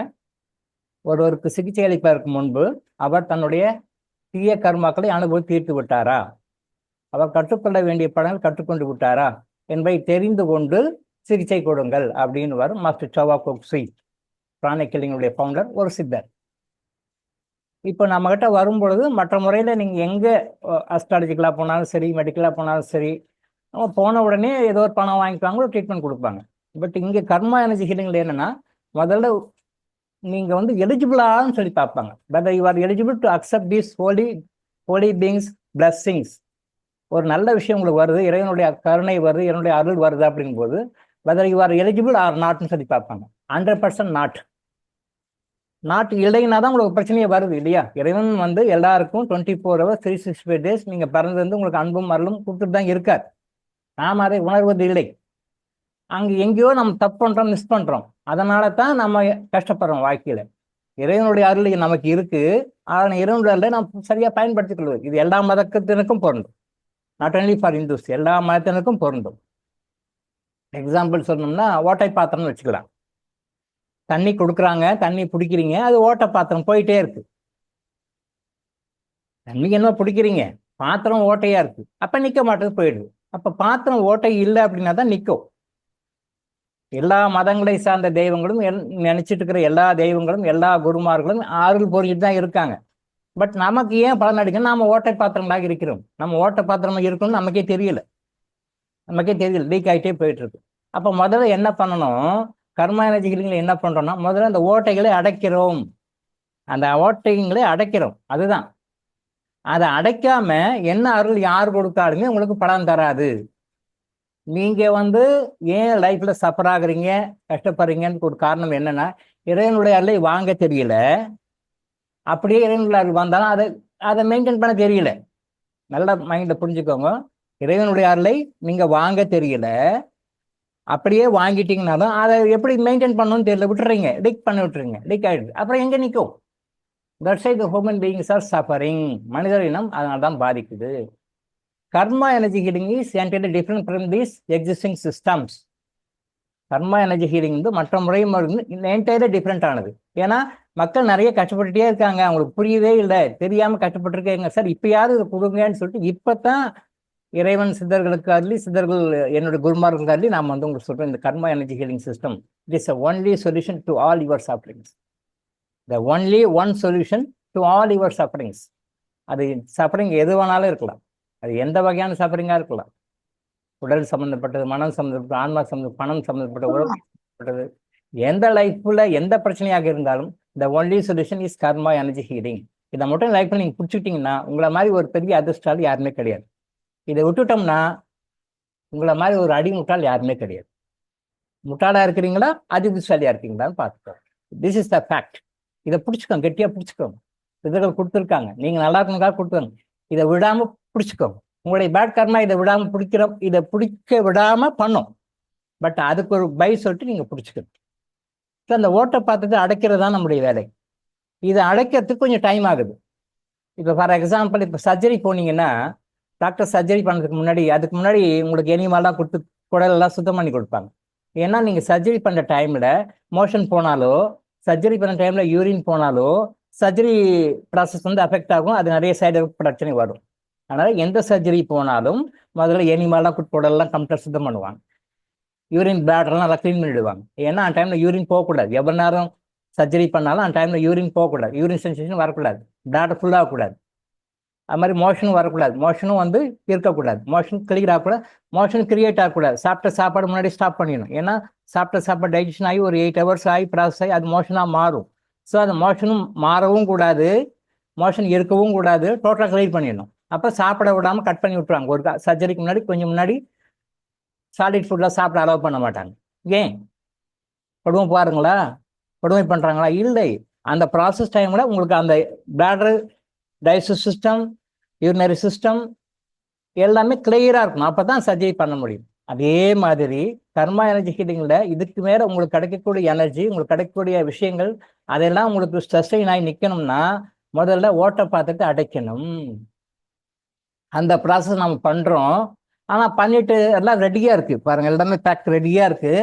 சார் கேட்குறாரு, அனுப்பிடலாம், கொரியர் சர்வீஸ்லாம் ஃபோன் பண்ணி சொல்லிட்டார் எல்லாம் ரெடியாக இருக்கும் வாங்கன்ட்டு. அவங்க ஃபோன் பண்ணி கேட்குறாங்க, சார் எப்போ டெலிவரி கொடுப்பீங்க, கொண்டு கொடுங்க. ஆனால் நான் ஸ்டாப் பண்ணுறேன், இருங்க கொஞ்சம் கொடுக்கலாம், வெயிட் பண்ணும். இவர் டென்ஷன் ஆயிடுறாரு, என்னடா அது அங்கே சொல்லிட்டோம் டாக்டர் வேணான்றாரு. அப்போ நாம் ஃபைனலாக செக் பண்ணும்போது இந்த குவாலிட்டி செக்னு வைப்பாங்க பார்த்தீங்களா, இந்த கம்பெனிஸில் ப்ராடக்ட்ஸ் எல்லாம் பண்ணும்போது கம்பெனியில் ஒர்க் பண்ணுறவங்களுக்கு தெரியும், மேனுஃபேக்சரிங் யூனிட்டில் இருக்கிறவங்களுக்கு தெரியும். ஃபைனலாக டெஸ்பாச் பண்ணுறதுக்கு முன்னாடி குவாலிட்டி செக்னு பண்ணுவாங்க. அந்த குவாலிட்டி செக்கெல்லாம் கிளியரான பிறகு டெஸ்பாச் பண்ணுவாங்க. அந்த குவாலிட்டி செக் ரெடி பண்ணிட்டு உங்களுக்கு டெஸ்பாச் பண்ணலாம் அப்படிங்கும்போது ஒருத்தர்லையும் ஏதாவது ஒரு பிரச்சனை வருது. ஒரு 4-5 பேர் எடுத்தோம்னா இன்னைக்கு யாருக்கெல்லாம் டெலிவரி கொடுக்கணும்னு எடுத்தோம்னா குவாலிட்டி செக் பண்ணும்போது இல்லை அவங்களுக்கு இந்த பிரச்சனை இருக்குது, புதுசாக டெலிவரி பண்ணியிருக்காங்க, கிரியேட் பண்ணியிருக்காங்க, வர வச்சுக்கிறாங்க, நெகட்டிவ் கர்மம் வர வச்சுக்கிறாங்க, சில பாடங்களை இன்னும் கற்றுக்கொள்ளவில்லை சரியா, அப்போ கூட கொஞ்சம் வெயிட் பண்ண, ஒரு நாள் 2 நாள் வெயிட் பண்ணுங்க, ஒரு நாள் வெயிட் பண்ணுங்கன்னு சொல்லுவோம். காரணம் வந்து அது வெயிட் பண்ணணும்னு காரணம்னா அதை கொஞ்சம் கிளியர் பண்ணிடலாமேன்றதுக்காக தான். எல்லாமே ரெடியாக இருந்து ஏன் அனுப்பலைன்னா அது பர்ஃபெக்டாக கிளியர் பண்ணுறதுக்காக தான் கொஞ்சம் டைம் எடுத்துக்க முடியும். வேற ஒன்றும் என் சைடில் எந்த இதுவும் கிடையாது. பாருங்க, சாப்பாடு தூக்கம் இல்லாமல் பண்ணுறோம். எக்ஸ்போர்ட் கம்பெனிலேருந்து மேனேஜர் ஃபோன் பண்ணலாம், சார் இது டவுட் இருக்குது, இது என்ன பண்ணலாம், இது என்ன பண்ணலான்னு கேட்குறாரு. ரிசர்வ் கம்பெனிலேருந்து ஃபோன் பண்ணுறாரு, சார் இதுக்கு என்ன பண்ணலாம். நேரில் போகலனாலும் அதை அவங்களுக்கு வந்து என்ன பண்ணணும், சில இம்பார்ட்டன்ட் டிசிஷனுக்கு, முக்கியமான டிசிஷன் நான் கைட் பண்ணணும் அவங்களுக்கு. அதுக்கு என்ன பண்ணலாம் சார்னு கேட்குறாங்க. எங்கள் வீட்டில் ஏதாவது முக்கியமான விஷயம்னா இது என்ன பண்ணணும், என்ன செய்யணும்னு சொல்லுங்க அப்படின்னு சொல்லி கேட்குறாங்க. இப்போ 3 சைட்லையுமே நம்ம ஆன்சர் பண்ண முடியல. கம்பெனிலையும் பெயிண்டிங் பார்க்கலாம், இரு வெயிட் பண்ணணும், சார் ரொம்ப வெயிட் பண்ண முடியாது சார், இதுக்கு சொல்லுங்க. ஸ்டாப் கம்பெனியும், சார் இதுக்கு என்ன சொன்னீங்கன்னா நாங்கள் ஃபர்தர் ப்ரொசீட் பண்ணி இது கொஞ்சம் வெயிட் பண்ணுங்க சொல்லுங்க. வீட்டில் ஏங்க இது நடக்கணும், இது பண்ணணும், இதுக்கு என்ன பண்ணலாம் சொல்லுங்க, இது கொஞ்சம் வெயிட் பண்ணுமா சொல்லுங்க. எல்லாம் பெண்டிங்கில் போட்டு தான் பண்ணுறோம். இப்படி பண்ணியும் உங்களுக்கு பெண்டிங் ஆகுது அப்படின்னா டியூ டு யுவர் கர்மா. தப்பா நினச்சிக்காதீங்க, உங்களுடைய பேட் கர்மா தடுக்குது. அதை கொஞ்சம் கிளிக் பண்ணி கொடுத்துறோம். ப்ளீஸ் வெயிட், கொஞ்சம் பொறுத்துக்கோ, லேட் பண்ணணும் அப்படின்றது நோக்கம் கிடையாது. சார் நான் தான் நான் சார்ட்டின்னு சொன்னேன், சார் வந்து இப்போ நிறைய மற்ற இடத்துல போகிற மாதிரி குயிக்காக ரெமடி, இதோ பணம் இந்த கையில், பணம் இந்த கையில், சர்வீஸ் இந்த கையில், பணம் இந்த கையில், மெடிசன் இந்த கையில், பணம் இந்த கையில், ஃபிட்ஸ் இந்த கையில், பணம் இந்த கையில், ஜெம்ஸ்டோன், இம்மிடியட்டாக கையில் காசு வாயில் தோசைன்னு வாங்க, அந்த மாதிரி எதிர்பார்க்குறாங்க. சரி, அந்த மாதிரி எதிர்பார்க்கலாம், அங்கே கொஞ்சம் அவாய்ட் பண்ணிவிடுங்க, வேண்டாம், யாருக்கும் புதுசாக அப்பாயின்மெண்ட்லாம் எதுவும் கொடுக்க வேண்டாம், எல்லாத்தையும் ஸ்டாப் பண்ணிடுங்க, யார்ட்டையும் ஈவன் சிங்கிள் ருப்பி கூட யார்ட்டையும் எதுவும் வாங்காதீங்க, எல்லாத்தையும் முடிச்சுட்டு அப்புறம் பார்த்துக்கலாம். ஜென்ரலாக கிளாஸில் ஒன்றுமோ அவேர்னஸ் கொடுப்போம், அந்த அவேர்னஸ் வச்சு அவங்கவுங்க என்னென்ன வகையில் பயன்படுத்திக்க முடியும் பயன்படுத்திக்கிட்டோம். ஸோ அவேர்னஸ் கிளாஸில் ஜென்ரலாக கொடுப்போம், அதை அவங்க பயன்படுத்தி அவங்க வாழ்க்கையில் யூஸ் பண்ணிக்கிட்டோம். பர்சனல் கான்டாக்ட், பர்சனல் கம்யூனிகேஷனுக்கு அப்பாயின்மெண்ட் கொடுக்க வேண்டாம் சார், யார்ட்டையும் அப்பாயின்மெண்ட்டு பேமெண்ட்டு எதுவுமே வாங்க வேண்டாம், ஸ்டாப் பண்ணிடுங்கன்னு சொன்ன காரணம் வந்து அதுதான். எல்லாத்தையும் முடிச்சிடுவோம், அவங்க லைனில் அவங்க போய் பார்த்து பண்ணிக்கிட்டோம். ஸோ கொஞ்சம் பொறுமையாக இருங்க, எல்லாருக்கும் கிளியராக வந்துடும். ஒன்ஸ் நீங்கள் இது பண்ண ஆரம்பிச்சிட்டிங்கன்னா உங்கள் லைஃப்பில் பாசிட்டிவ் ட்ரெண்டு தான். உங்கள் மருந்தும் சரி, கிறிஸ்டலும் சரி, ஜெம்ஸ்டோனும் சரி, மற்ற பொருட்களும் சரி, மற்ற எதுவாக இருந்தாலும் இந்த கர்மா எனர்ஜி ஹீலிங் சம்மந்தப்பட்ட ஒரு விஷயம் அப்படின்னா உங்கள் கையில் கிடைக்கிறதுக்கு தான் கொஞ்சம் லேட் ஆகும். Because you are getting purified. என்ன குவாலிட்டிக்கு ஒரு கிரிட்டேரியா நீங்கள் ஃபுல்ஃபில் பண்ணணுமோ அந்த குவாலிட்டி கிரிட்டேரியா ஃபுல்ஃபில் பண்ணுறதுக்கு கொஞ்சம் ரெடி பண்ணிட்டுருக்கோம். இப்போ நான் மட்டும் இல்லை, 120 தேவதைகள் பண்ணுறாங்க பாருங்கள், சித்தர்கள் பண்ணுறாங்க. நேற்று ஃபுல்லாக அதான், நான் கீழே வரல, காலைல போனோம் இப்போ தான் வந்திருக்கேன். 24 hours டோட்டல் கம்யூனிகேஷனே கிடையாது, எங்கே ஃபோனெல்லாம் சுவிட்ச் ஆஃப் பண்ணிட்டேன். ஃபோனு டோட்டலாக சுவிட்ச் ஆஃப், எந்த கம்யூனிகேஷனும் கிடையாது, ஃபுல்லாக பண்ணுறோம். உங்களுக்காக தான் பண்ணுறோம். Not for doctor Ilango, not for doctor Ilango's family, not for doctor Ilango's companies. உங்களுக்காக மட்டும்தான் பண்ணுறேன். புரிஞ்சுக்கோங்க. இதை நீங்கள் புரிஞ்சுக்கிட்டீங்கன்னா டாக்டர் இளங்கோ மேலே கோவப்பட மாட்டீங்க, டாக்டர் இளங்கோ மேலே வருத்தப்பட மாட்டீங்க, டாக்டர் இளங்கோ ஏன் லேட் பண்ணுறான்னு சொல்லிட்டு உங்களுக்கு டென்ஷன் ஆக மாட்டேங்க. புரிஞ்சுக்கோங்க, நல்லதே நடக்கும். தென் அடுத்தது சாப்பிட்றோம். வாழ்க்கையில் நம்ம நிம்மதியாக இருக்கிறதுக்கும் சந்தோஷமாக இருக்கிறதுக்கும் எல்லா வகைகளையும் இன்பமாக இருக்கிறதுக்கும் அதே சமயம் துன்பங்கள் வருவதற்கும் நம்முடைய உணவு ஒரு முக்கியமான பங்கு வகிக்கிறது. உணவுக்கும் நம்முடைய சந்தோஷத்துக்கும் உணவுக்கும் நம்முடைய துக்கங்களுக்கும் சம்பந்தம் இருக்கிறது. இதை நிறைய பேர் யாரும் சொல்லுவதில்லை. எந்த மதவாதிகளும் எந்த ஆன்மீகவாதிகளும் இதை பற்றி சொல்றது இல்லை. உணவுக்கும் நம்ம லைஃபுக்கும் ரொம்ப சம்மந்தம் இருக்கு. அதை புரிஞ்சுக்கோங்க. இது கர்மா எனர்ஜி தான் இதுக்கு ரொம்ப இம்பார்ட்டன்ஸ் கொடுக்குது. எப்படி உணவு, அது நிறைய சப்ஜெக்ட் இருக்கு. இன்னைக்கு ஒரு 2 டிப்ஸ் மட்டும் சொல்லிட்டு அடுத்த சப்ஜெக்ட் வந்துடுவோம். அடுத்த பின்னாடி பார்ப்போம்.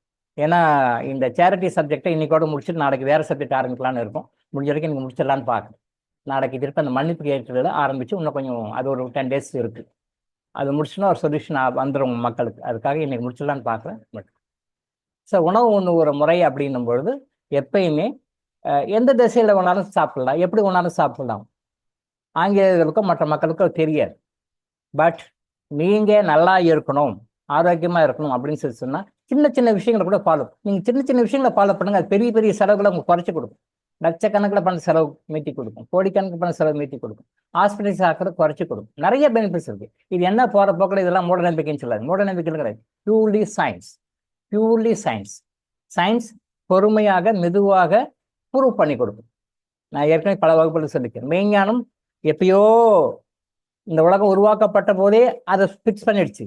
விஞ்ஞானம் பொறுமையாக அதை ஆராய்ச்சி பண்ணி கோடிக்கணக்கில் பணம் செலவு பண்ணி அப்புறம் ப்ரூவ் பண்ணி கொடுக்கும். விஞ்ஞானம் பொறுமையாக ப்ரூவ் பண்ணும். விஞ்ஞானம் ப்ரூவ் பண்ண வரைக்கும் நீங்கள் வெயிட் பண்ணாதீங்க. மெய்ஞானம் சொன்னால் அக்செப்ட் பண்ணிக்கோங்க, அது போதும். எப்பயுமே கிழக்கு பக்கம் பார்த்து சாப்பிடுங்க. முடிஞ்ச வரைக்கும் கிழக்கு பக்கம் பார்த்து சாப்பிடுங்க. முடிஞ்ச வரைக்கும் கிழக்கு பக்கம் பார்த்து சாப்பிடுங்க. நீங்கள் முடிஞ்ச வரைக்கும் பெரும்பாலும் உட்காந்து சாப்பிட்றது. இப்போ நான் எப்படி உட்காந்து கிளாஸில் பேசுகிறேன், எத்தனை மணி நேரம்னாலும் உட்காந்து பேசுவேன். 10 மணி நேரம் உட்காந்து பேசுனாலும் பேசுவேன். கை வலிக்குது, கால் வலிக்குது, முட்டி வலிக்குது சொல்ல மாட்டேன். பிகாஸ் நான் அந்த மாதிரி ப்ராக்டிஸில் இருக்கேன். 2 நிமிஷம் கூட கீழே உட்கார முடியல சார்ன்றாங்க. 2 நிமிஷம் கூட இருக்காது. ஒரு 10 years பேக் ஒரு ஸ்கூலுக்கு போயிருந்தோம், ஒரு யோகாவை பற்றி ஒரு அவேர்னஸ் கொடுக்கறதுக்காக. CBSE school.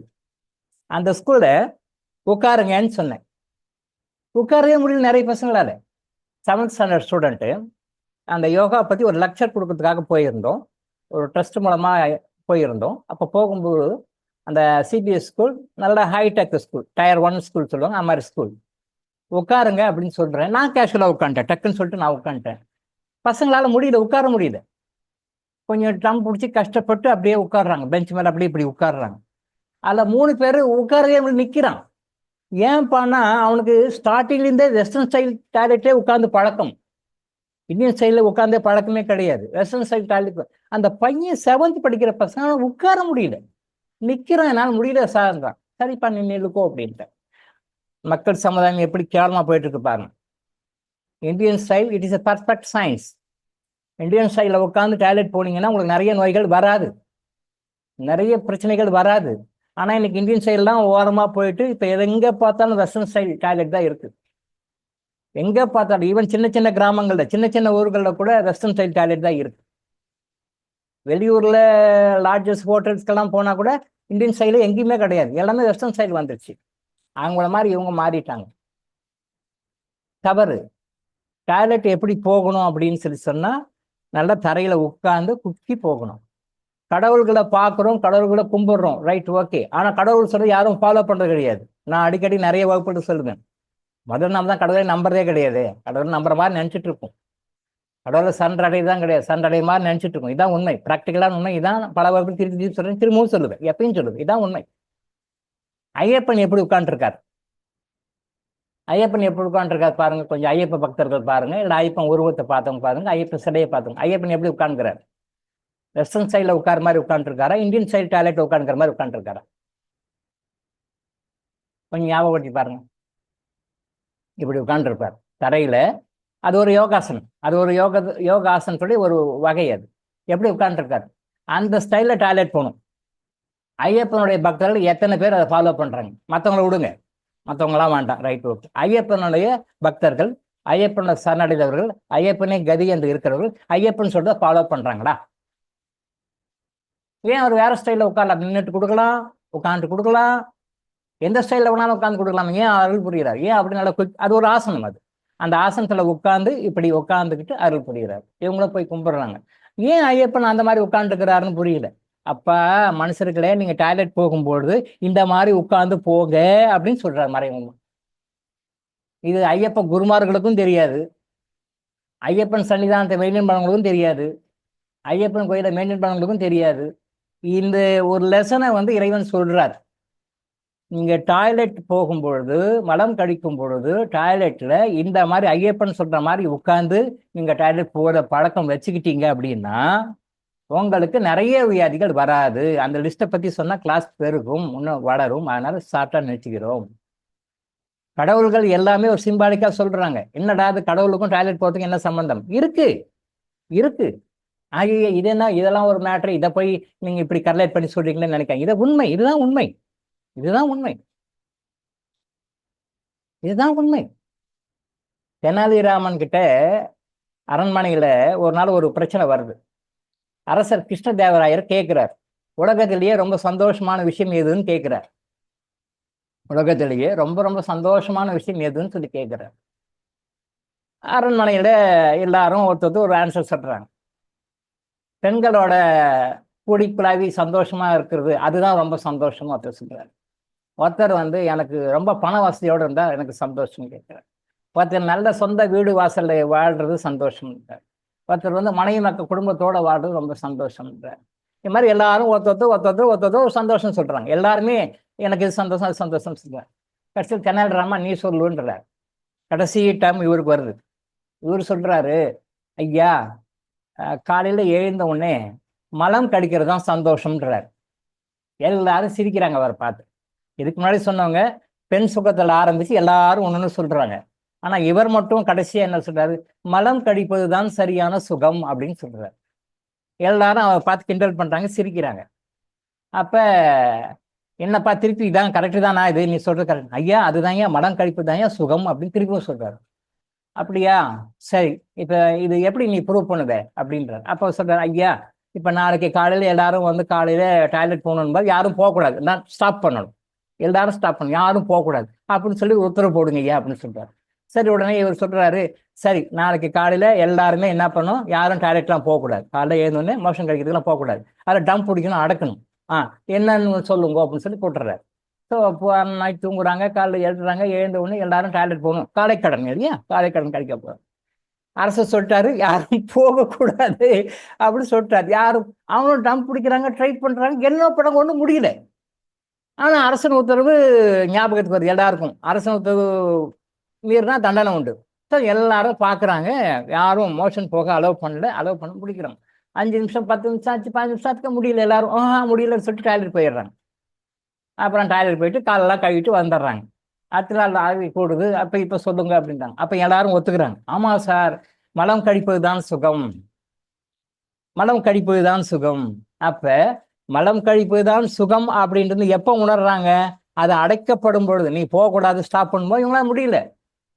சில பேர் முடியல, சில பேர் தானாகவே போயிடுது, அது கண்ட்ரோல் பண்ணவே முடியல. தானாகவே போனவங்க இருக்காங்க, போனவங்க இருக்காங்க, பட் கண்ட்ரோல் பண்ண முடியல. அப்பதான் உணர்கிறார்கள், ஐயா உலகத்திலே ரொம்ப சுகமானது அந்த மோஷன் போகணுன்ற ஒரு சென்சேஷன் வரும் பொழுது அப்ப அது போறது தான் சுகம் அப்படின்னு உணர்றாங்க. இப்ப அது வரைக்கும் தெரியாத மக்கள் என்ன பண்றாங்க, என்னென்னமோ சுகம். இது உண்மைதானே? கொஞ்சம் திங்க் பண்ணி பாருங்க, நீங்க உங்க லைஃப்ல அப்ளை பண்ணி பாருங்க. நீங்க காலைல மோஷன் போகணும்போது ஒரு 10 நிமிஷம் அவாய்ட் பண்ணி பாருங்க, தள்ளி போட்டு பாருங்க, என்ன பண்ணுது பாருங்க, குடல் என்னென்ன பெறட்டுது, என்னென்ன பண்ணுது. ஒரு லிமிட்டுக்கு மேலே அதுவே போயிடும், வெளில போய்டும், உங்களோட பர்மிஷன் எதிர்பார்க்க போயிடும். அப்ப அந்த மலம் கழிக்கும் போது அருமையான சுகம். இது கேட்கும் பொழுது நமக்கு அது ஒரு நாகரிகம் இல்லாம விரசமா இருக்கிற மாதிரி ஒரு இதுமா தோணும். பட் சயின்டிபிக் ஃபேக்ட், உண்மை அது. இப்படிதான் நினைச்சிட்டு இருக்கோம் நாம. சிற்றின்பங்கள், சின்ன இன்பங்களை எல்லாமே இதுதான் பெருசு, இதுதான் வாழ்க்கையில எல்லா சந்தோஷம் அப்படின்னு நம்ம நினைச்சிட்டு இருக்கோம். பேருந்தத்தை நம்ம யாரும் டச் பண்ணவே இல்லை, பேருந்தத்தை நம்ம நினைக்கவே இல்லை. இதெல்லாம் நம்ம வாழ்க்கையில சிற்றின்பம் என்னென்னலாம் சொல்லிட்டு இருக்கிறோமோ, இந்த இன்பங்கள்லாம் சொல்லிட்டு இருக்கிறோமோ, இதை நாம பேரணும்னு நினைச்சிட்டு இருக்கோம். ஆனா கடவுளின் பார்வையில் இது சிற்றின்பம். இந்த சிற்றின்பத்தில் தான் நான் பேரணும்னு நினைச்சிட்டு நம்ம முட்டாள்களாக இருந்து கொண்டிருக்கின்றோம். அறிவாரி நினைச்சிட்டு இருக்கோம், ஆனால் படு முட்டாள்களாக இருந்து கொண்டிருக்கின்றோம். இதையெல்லாம் தாண்டி பேரணும்னு ஒன்று இருக்கு. அந்த பேரணுத்தை யாரும் நினைக்கிறதே கிடையாது, நினைக்கிறதே கிடையாது. அப்படி ஒன்று இருக்கு, அந்த லெவலுக்கு நம்ம போகணும், அதுக்கு நம்ம ட்ரை பண்ணணும் அப்படின்னு நினைக்கிறதே கிடையாது.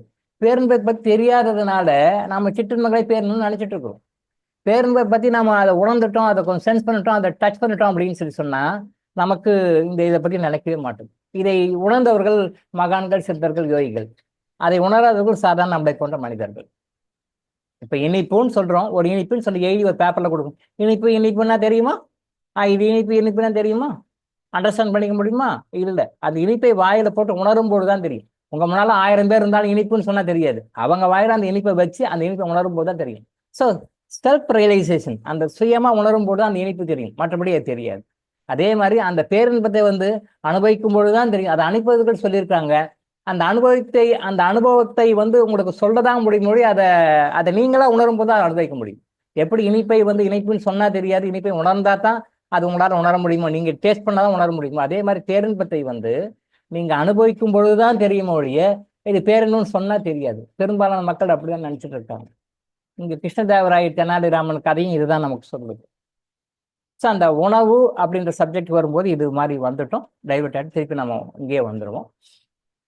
அந்த உணவு கிழக்கு பார்த்த மாதிரி சாப்பிடுங்க. முடிஞ்ச வரைக்கும் உட்காந்து தரையில் உட்காந்து சாப்பிடுங்க. முடிஞ்ச வரைக்கும் இந்தியன் ஸ்டைல் யூஸ் பண்ண பாருங்க. இதை பற்றி பின்னாடி விளக்கங்கள் பேசுவோம். இந்தியன் ஸ்டைல் ட்ரை பண்ணி பாருங்க. முடிஞ்ச வரைக்கும் ட்ரை பண்ணுங்க. வெஸ்டர்ன் அவாய்ட் பண்ணுங்க. முடிஞ்ச வரைக்கும் அவாய்ட் பண்ணுங்க. நீங்க நல்லா இருக்கணுன்றதுக்காக முடிஞ்ச வரைக்கும் இந்தியன் ஸ்டைல். என்னால் முடியல சார், கஷ்டம். ட்ரை பண்ணுங்க. நம்ம இந்தியன் வெஸ்டர்ன் சிஸ்டம் இப்போதானே வந்தது. குறைஞ்சபட்சம் சொல்லி போனால் ஒரு 50 இயர்ஸாக தானே வந்தது. அதுக்கு முன்னாடி இல்லை, எபோவ் 50 இயர்ஸ் நீங்கள் பழசு பாருங்க. அதுக்கு முன்னால எப்படி இந்தியன் ஸ்டைலாக இருந்தது? இந்தியன் ஸ்டைல் தான் இருந்தது, வெஸ்டர்ன் ஸ்டைல் கிடையாது. இப்போதான் ரீசெண்டாக ஒரு 50 இயர்ஸாக வெஸ்டர்ன் ஸ்டைல். எங்கே பார்த்தா ஈவன் சின்ன வில்லேஜில் கூட வெஸ்டர்ன் ஸ்டைல் வச்சுருக்காங்க, இந்தியன் ஸ்டைலே கிடையாது. ஸோ முடிஞ்ச வரைக்கும் வெஸ்டர்ன் ஸ்டைலை அவாய்ட் பண்ணுங்க, இந்தியன் ஸ்டைலுக்கு ட்ரை பண்ணுங்க. முடியலன்னு அது முடியும், போய் ட்ரை பண்ணிப்போம், உங்களுக்கு நல்லது. ஸோ கிழக்கு பார்த்த மாதிரி சாப்பிடுங்க. அப்படி இல்லைன்னா தெற்கு பார்த்த மாதிரி சாப்பிடுங்க. நான் ஏற்கனவே நேற்று சொன்ன மாதிரி தான், உங்களுக்கு பணம் வேணும், ஆரோக்கியம் வேணும், எல்லாமே வேணும்னா கிழக்கு பார்த்த மாதிரி உட்காந்து சாப்பிடுங்க. கிழக்கு மிகச்சிறப்பானது. உங்களுக்கு பணத்தையும் கொடுக்கும், ஆரோக்கியத்தையும் கொடுக்கும். உங்களுக்கு நல்ல ஆரோக்கியம் மட்டும் இருந்தால் போதும் அப்படின்னா தெற்கு பக்கம் பார்த்த மாதிரி சாப்பிடுங்க. Facing you have to face south, பார்த்த மாதிரி சாப்பிடுங்க. நம்பர் 1 ஈஸ்ட், கிழக்கு. Number 2 south. மேற்கு நன்மையும் கிடையாது, தீமையும் கிடையாது, அது நார்மல். தடை வச்சு படுக்கும்போது அது உங்களுக்கு கடனை உருவாக்கும், மன அமைதியை குலைக்கும், பணம் சம்பந்தப்பட்ட பிரச்சனைகளை உருவாக்கும், பணத்துக்கான தேவைகளை எப்பயுமே டிமாண்ட் வச்சுக்கிட்டே இருக்கும், ஒரு ஃபுல்ஃபில்மெண்ட்டே ஆகாது மேற்கு பக்கம் தடை வச்சு படுத்தா. நேற்று சொன்னோம். ஸோ இன்னைக்கு மேற்கு பக்கம் பார்த்து சாப்பிட்டோம்னா நன்மையும் கிடையாது, தீமையும் கிடையாது, ரெண்டுமே கிடையாது, நியூட்ரலாக இருக்கும். வடக்கு பக்கம் எந்த காரணம் கொண்டு உட்காந்து சாப்பிடாது. முடிஞ்ச வரைக்கும் வடக்கு பக்கம் ஃபேஸ் பண்ணி சாப்பிடாதீங்க. அது நீங்கள் சாப்பிட்டீங்க அப்படின்னு சொன்னால் நீங்கள் என்ன சாப்பிட்றீங்களோ அந்த சாப்பாடு, நீங்கள் என்ன சாப்பிடுங்க அந்த சாப்பாடு ஃபுல்லாக டைஜஷன் ஆகி அதோட அப்சார்ப்ஷன் உங்களுக்கு கிடைக்காது. இது நீங்கள் ஃபங்க்ஷனில் சாப்பிட்டாலும் சரி, நீங்கள் வீட்டில் சாப்பிட்டாலும் சரி, எங்கே சாப்பிட்டாலும் தவிர்க்க முடியாத சூழ்நிலை என்பது சாப்பிட்டுக்கலாம்.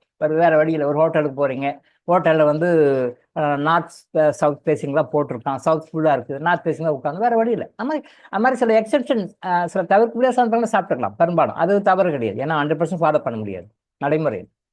இப்போ ஹோட்டலில் போகும்போது அங்கே தான் இருக்குது, சீட்டு வேறு இல்லை, அங்கே தான் உட்காந்து சாப்பிடணும், என்ன பண்ண முடியும்? சாப்பிடலாம். பட் முடிஞ்ச வரைக்கும் நீங்களாக சாப்பிடும்போது வடக்கு பக்கம் பார்த்த மாதிரி சாப்பிடாதீங்க, அதை அவாய்ட் பண்ணு. கிரகண டைமில் இந்த நான்வெஜ் சாப்பிடலாம், கிரகண டைமில் சாப்பிடக்கூடாது, கிரகண டைமில் நான்வெஜ் சாப்பிடலாம், இப்படி ஒரு கருத்து. பொதுவாக இண்டோஸ் என்ன பண்ணுவாங்க, கிரகணம் டைமில் எம்டி ஸ்டொமக்காக இருக்கணும், சாப்பிடக்கூடாது அப்படின்னு சொல்லி ஃபாலோ பண்ணுவாங்க. இப்போ யாரும் ஃபாலோ பண்ணுறது தெரியல மக்களுக்கு, அதெல்லாம் மூட நம்பிக்கைன்னு சொல்லிட்டு ஒதுக்கிறாங்க. இட் இஸ் பியூர்லி சயின்ஸ், மூட நம்பிக்கை கிடையாது.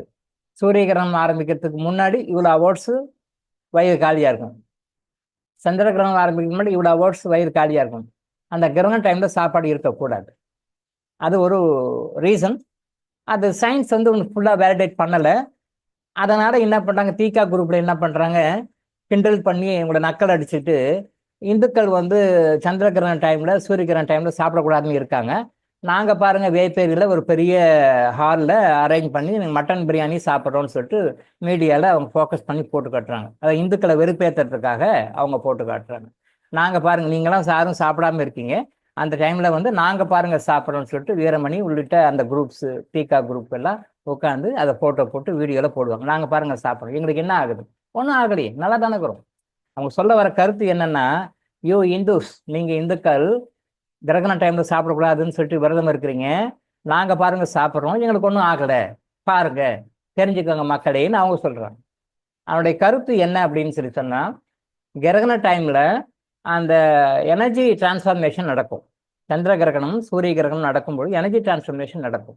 அந்த எனர்ஜி டிரான்ஸ்ஃபர்மேஷன் நடக்கும் பொழுது நம்ம உடம்புல சாப்பாடு டைஜஷன் ப்ராசஸ்லையோ டைஜஸ்டிவ் கண்டிஷன்ல இருக்கும் பொழுது அந்த எனர்ஜி ரேஸ் வந்து உள்ள சில டைஜஸ்டிவ் ப்ராப்ளத்தை கிரியேட் பண்ணும். இப்போ தெரியாது டைஜஸ்டிவ் ப்ராப்ளத்தை கிரியேட் பண்ணும். அது அந்த டைம்ல அந்த கிரகணத்திலிருந்து நமக்கு வருகின்ற எனர்ஜி அது நெகட்டிவா மாறி உள்ள வேற சில ப்ராப்ளத்தை ஃபியூச்சர்ல கிரியேட் பண்ணும். அதுக்கு பேஸ் இப்போ ஸ்டார்ட் பண்ணும். அதனால தான் அந்த கிரகண டைம்ல நீங்க சாப்பிடாதீங்க, எம்டி ஸ்டொமக்கா இருங்க. எவ்வளோ மணி நேரம்னு கணக்கு இருக்கு, நான் பின்னாடி அதை பற்றி தனியாக வகுப்பில் வேணா சொல்கிறேன், பின்னாடி வேணா சொல்கிறேன். சந்திர கிரகணம்னா இவ்வளோ மணி நேரத்துக்கு முன்னாடி சாப்பிடக்கூடாது, வயிறு காலியாக இருக்கும். ரெண்டுத்துக்குமே வித்தியாசம் இருக்குது. சூரிய கிரகணம்னா இத்தனை மணி நேரத்துக்கு முன்னாடி சாப்பிட வயிறு காலியாக இருக்கும். தண்ணி மட்டும்தான் குடிக்கணும், அது கூட குடிக்காம தான் இன்னும் பெஸ்ட்டு. அது முடிஞ்ச பிறகு குடிச்சிட்டு வீடெல்லாம் சுத்தம் பண்ணிட்டு நல்லா ஹைஜீனிக்காக சுத்தம் பண்ணிட்டு புதுசாக சமையல் பண்ணி சாப்பிடுவாங்க. பழைய சாப்பாடு கூட சாப்பிடக்கூடாது, அந்த ஏற்கனவே செஞ்சு வச்சிருந்த இருக்கு இல்லையா, அதை கூட சாப்பிடக்கூடாது. டோட்டலாக ஃப்ரெஷ்ஷாக தான் குக் பண்ணி சாப்பிடுவாங்க. கோயில்களையும் சுத்தமாக எல்லாம் அடைச்சிட்டு அதுக்கு பிறகு டோட்டலாக எல்லாம் க்ளீன் பண்ணிட்டு அதுக்கு பிறகு தான் கிரகணம் முடிச்ச பிறகு தான் பண்ணுவாங்க. இது மூடநம்பிக்கை கிடையாது, சயின்ஸு. பட் இவங்க ஆட்டுக்கறியும் மாட்டுக்கறி என்னென்ன உண்டோ எல்லாம் போட்டு நாங்கள்லாம் சாப்பிட்றோம்னு சொல்லிட்டு அவங்க சாப்பிட்றாங்க. தவறு இல்லை, நான் அவங்களை குறை சொல்லலை. பட் அவங்க தெரிஞ்ச விஷயமா அது, அவ்வளோதான். அது நம்ம அவங்கள கிரிட்டிசைஸ் நான் பண்ணலை, நான் தப்பு சொல்லலை. அவங்களுக்கு தெரிஞ்சுதான் அவங்க செய்கிறாங்க. பட் நீங்கள் சாப்பிடுவது எதுவாக இருந்தாலும் அது ஸ்பெசிஃபிக்காக நான்வெஜ் தான் அன்றைக்கி கொடுப்பாங்க. வெஜ்ஜே தான் சாப்பிடணும், நான்வெஜ்ஜே சாப்பிடுவாங்க. அவங்க ஸ்பெசிஃபிக்காக நான்வெஜ் தான் அன்றைக்கி சாப்பிடுவாங்க. வீடியோ ஒவ்வொரு கிரகத்தை போய் பாருங்க, நெக்ஸ்ட் டே பேப்பரில் வரும். டீகா குரூப்பினர் வந்து வீரமணி தலைமையில் இதெல்லாம் சாப்பிட்டாங்க அப்படின்னு சொல்லிட்டு மீடியாவில் போட்டோவில் வரும். ஒரு கிரகணத்துக்கும் வரும். அவங்க நினைக்கிறாங்க நாங்கள் நல்லா தானே இருக்கிறோம், நல்லா தான் இருக்கிறீங்க. ஆனால் அது பின்னாடி ஒரு பெரிய நோய் வருவதற்கான பேஸ் இன்னைக்கு போட்டிருக்குன்னு அர்த்தம். பெரிய நோய்கள் வருவதற்கான நோயை வந்து காரணத்தை வந்து உருவாக்கியிருக்கு, பேஸ் போட்டுருக்குன்னு. அது அவங்களுக்கு தெரியாது. ஸ்கேன் பண்ணா தெரியாது, சிடி ஸ்கேன்ல தெரியாது, எம்ஆர்ஐ ஸ்கேன்ல தெரியாது, இப்ப தெரியாது. அப்புறம் அப்புறம் அப்புறம் கிரியேட் ஆகி தரும். அது நாட் ஓன்லி ஃபார் தம், எல்லாருக்குமே. அதனால தான் வந்து அந்த கிரகண டைம்ல சாப்பிட வேண்டாம்ன்ற காரணமாக தான். இப்போ நீங்க டெய்லி சாப்பிட்றீங்க, நார்மலாக தான் இருக்கீங்க, எல்லாம் சாப்பிட்றீங்க. அப்புறம் ஏன் ஒரு ஸ்டேஜ் உங்களுக்கு ஒரு நோய் வருது? நல்லா தான் இருக்காரு சார், அவர் திடீர்னு பார்த்தா கொலஸ்ட்ரால்ன்றாங்க, திடீர்னு பார்த்தா ஹார்ட் ப்ராப்ளம்னு சொல்றாங்க, திடீர்னு பார்த்தா கிட்னி ப்ராப்ளம்னு சொல்றாங்க, ஒரு நோய் சொல்றாங்க. நீங்க நல்லா கரெக்டாக தான் சாப்பிட்றீங்க, அப்புறம் ஏன் வந்து உங்களுக்கு நோய்கள் வருது? நோய்கள் நீங்க நினைக்கிற மாதிரி ஓவர் நைட்லாம் வர்றதில்லை. குறைஞ்சபட்சம் 3-4 வருஷத்துக்கு முன்னாடி ஆரம்பிச்சிடும். மினிமம் 1 இயருக்கு முன்னாடியே தெரிஞ்சுக்க முடியும். திரும்பவும் சொல்றேன், எந்த நோயும் நீங்க குறைஞ்சபட்சம் 3-4 வருடங்களுக்கு முன்னாடியே உங்க உடம்புல அது வந்து ஆரம்பிச்சிடும். நீங்க அதை உணர்வதில்லை. இன்னைக்கு இருக்கிற மாடர்ன் எக்யூப்மெண்ட்ஸ் அதை உணர தகுதி இல்லாமல் இருக்கிறது, அவ்வளோதான். நீங்கள் வச்சிருக்க மாடர்ன் எக்யூப்மெண்ட்ஸ், நீங்களும் 6 months ஒன்ஸ் போவீங்க, அவ்வளோ ஏன் போறீங்க? டெலிவரிக்கே எடுத்துக்கோங்களேன். கன்சீவ் ஆகிட்டாங்க அப்படின்னு சொல்லி சொன்னால் டெலிவரி ஆனது வந்து டாக்டர்கிட்ட போவாங்க. அப்போல்லாம் வந்து அப்படி கிடையாது. பட் இப்போ வந்து ஒன்ஸ் கன்சீவ் ஆகிட்டா டெலிவரி ஆனது வந்து வீக்லி ஒன்ஸ் 15 days ஒன்ஸ் செக்கப்புக்கு போகிறாங்க. Right, okay. என்ன ஆரோக்கியமாக இருக்காங்களா, கரெக்டாக பார்க்குறாங்களா, விட்டமின் டேப்லெட்ஸ் கொடுக்குறாங்களா, அயன் டேப்லெட்ஸ் கொடுக்குறாங்களா, மற்ற என்னென்னலாம் கொடுக்குறாங்களா, எவ்ரி 15 days ஒன்ஸு போயிட்டு வந்த டாக்டர்ஸ் கிட்ட போயிட்டு வந்தாங்க, நம்மகிட்ட சொல்லுவாங்க. அவங்க சொல்லி தான் எனக்கு தெரியும். சார் எவ்ரி 15 days ஒன்ஸ் போகிறோம், வீக்லி ஒன்ஸ் போகிறோம், அட்லீஸ்ட் மந்த்லி ஒன்ஸாவது போகிறோம், போய் செக்அப் பண்ணுறாங்க. Right, okay. பண்ணுறாங்க. டாக்டருடைய ஃபாலோ அப்படி தான் இருக்காங்க. ஓகே, சந்தோஷம், ஹாப்பி. 9வது மாதம் முடிய போகுது, 10வது மாதம் ஸ்டார்ட் பண்ண போகுது. அதாவது 10வது மாதம் ஸ்டார்ட் பண்ண போகுது, 9வது மாதம் முடிய போகுது. அந்த டைம்லையும் செக்கப் போகிறாங்க. நார்மலாக இருக்குது, குழந்தை நார்மலாக இருக்குது, ரைட்டு, ஓகே, எல்லாம் பக்காவாக இருக்குது. 10வது மாதம் பிறந்துருச்சு, லேசாக பெயின் வருது, டாக்டர்கிட்ட போகிறாங்க. சார் வந்து பெயின் வந்துச்சு, குழந்தை திரும்பிக்குச்சு, ஆப்ரேஷன் பண்ணணுன்றாங்க. குழந்தை திரும்பிக்குச்சு, குழந்தை தண்ணி நிறைய குடிச்சிச்சு, இமீடியட்டாக ஆப்ரேஷன் பண்ணோம், விதின் 2-3 ஹவர்ஸில் அட்மிட் ஆகிக்குங்க. ஐயா அது என்ன திடீர்னு சொல்லிட்டீங்க, பணம் எல்லாம் ரெடி, பணம் ஏதோ ஒன்று மூணுக்கு ரெடி பண்ணி உடனே அனுப்பிட்டாங்க. வித்தின் 3 ஹவர்ஸில் அது எப்போ வேணாலும் உடஞ்சிடும். எப்போ வேணாலும் குழந்தை தண்ணி குடிச்சிச்சு, தண்ணி வற்றி போச்சு, குழந்தை தலைகீழ பிறந்துருச்சு, இம்மிடியட் ஆப்ரேஷன் பண்ணோம்ன்றாங்க.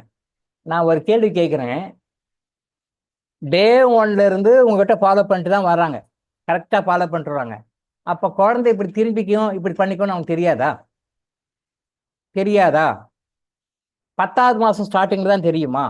10வது மாதம் ஸ்டார்டிங்கில் இப்போ குழந்தை வந்து இப்படி ஆகி போச்சு அப்படி சொல்கிறோமே, அப்போ 10 மாதம் என்ன ஃபாலோ பண்ணிட்டு வந்தாங்க? அவங்க தான் என்ன ஃபாலோ பண்ணாங்க, இவங்க தான் என்ன ஃபாலோ பண்ணாங்க?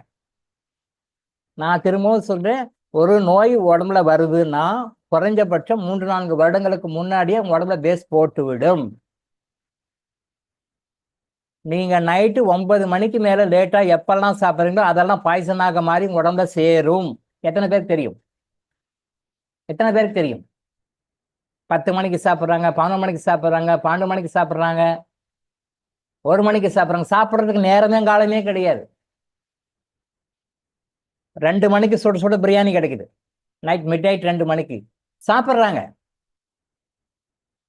நல்லா மைண்டில் வச்சுக்கோங்க, இரவு 9 மணி மேலே நீங்கள் என்ன சாப்பிட்டாலும் அந்த சாப்பிட்ற சாப்பாடு டைஜஷன் ஆகிடுது, நல்லா ஜீரணம் ஆகிடுது, அடுத்த டாய்லெட் போகிறீங்க நினச்சிட்டு இருக்கிறீங்க. அது உணவு மறைமுகமாக ஒரு வகையான பாய்சனாக மாறி உங்கள் உடம்பில் சேருகின்றது. மதிய உணவு 3 மணிக்கு மேலே நீங்கள் சாப்பிட்டீங்கன்னா, நான் சொல்கிறது அட்மோஸ்ட் எண்டு டைம் 3, அதுக்கு முன்னாடி தான் சாப்பிடணும். 3 மணிக்கு மேலே நீங்கள் சாப்பிடுகின்ற மதிய உணவு நஞ்சாக மாறுகிறது. காலை உணவு 9 மணிக்கு மேலே நீங்கள் எவ்வளோக்கு லேட்டாக சாப்பிட்றீங்க அதுவும் நஞ்சாக மாறுகிறது. இதை யாருமே சொல்ல மாட்டேன்றாங்க. தெரிஞ்சுக்கோங்க மக்களே, காலையில் 9 மணிக்கு நீங்கள் லேட்டாக சாப்பிட்ற அத்தனை சாப்பாடும் பாய்சனாக மாறுகிறது, நோய்க்கு விட்டுடுகிறது. மதியானம் 3 மணிக்கு மேலே லேட்டாக சாப்பிடுகிற அத்தனை உணவும் நஞ்சாக மாறுகிறது, நோய்க்கு வித்துடுகிறது. இரவுல 9 மணிக்கு மேலே சாப்பிடுகிற அத்தனை சாப்பாடும் அத்தனை ட்ரிங்க்ஸும் நோயாக மாறுகிறது, நஞ்சுக்கு வித்துடுகிறது.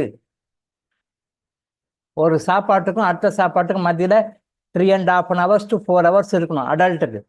அதுக்கு மத்தியில் நீங்கள் எந்த ஸ்நாக்ஸு, எந்த சாப்பாடு, எந்த ஒரு சின்ன ஒரு விஷயம் சாப்பிட்டீங்கன்னா கூட அது டைஜஷன் ஆகி அடுத்த நாள் மோஷனாக போயிடுது நீங்கள் நினச்சிட்டு இருக்கீங்க. ஆனால் அது உங்களுக்கு ஒரு மறைமுகமான ஒரு ஸ்லோ பாய்சனாக மாறி உடம்புல எல்லாம் சேர்ந்து பிற்காலத்தில் நோய்களாக உருவாகின்றன. இதை புரிஞ்சுக்கோங்க, இதை தெரிஞ்சுக்கங்க. இதை யாரும் சொல்றதில்லை, சித்தா டாக்டர்ஸும் சொல்றதில்லை, ஆயுர்வேத டாக்டர்ஸ் கூட சொல்றதில்லை. வருத்தத்துக்குரிய விஷயம்தான்.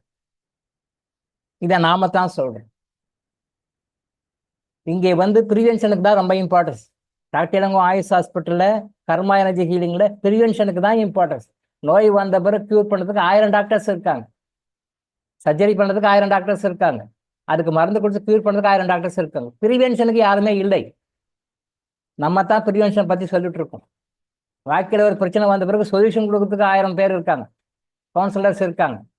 பட் வாழ்க்கையில் பிரச்சனை வராமல் தடுக்கிறதுக்கு வழிகளை சொல்லுகிறோம் நாம கர்மா எனர்ஜி ஹீலிங்.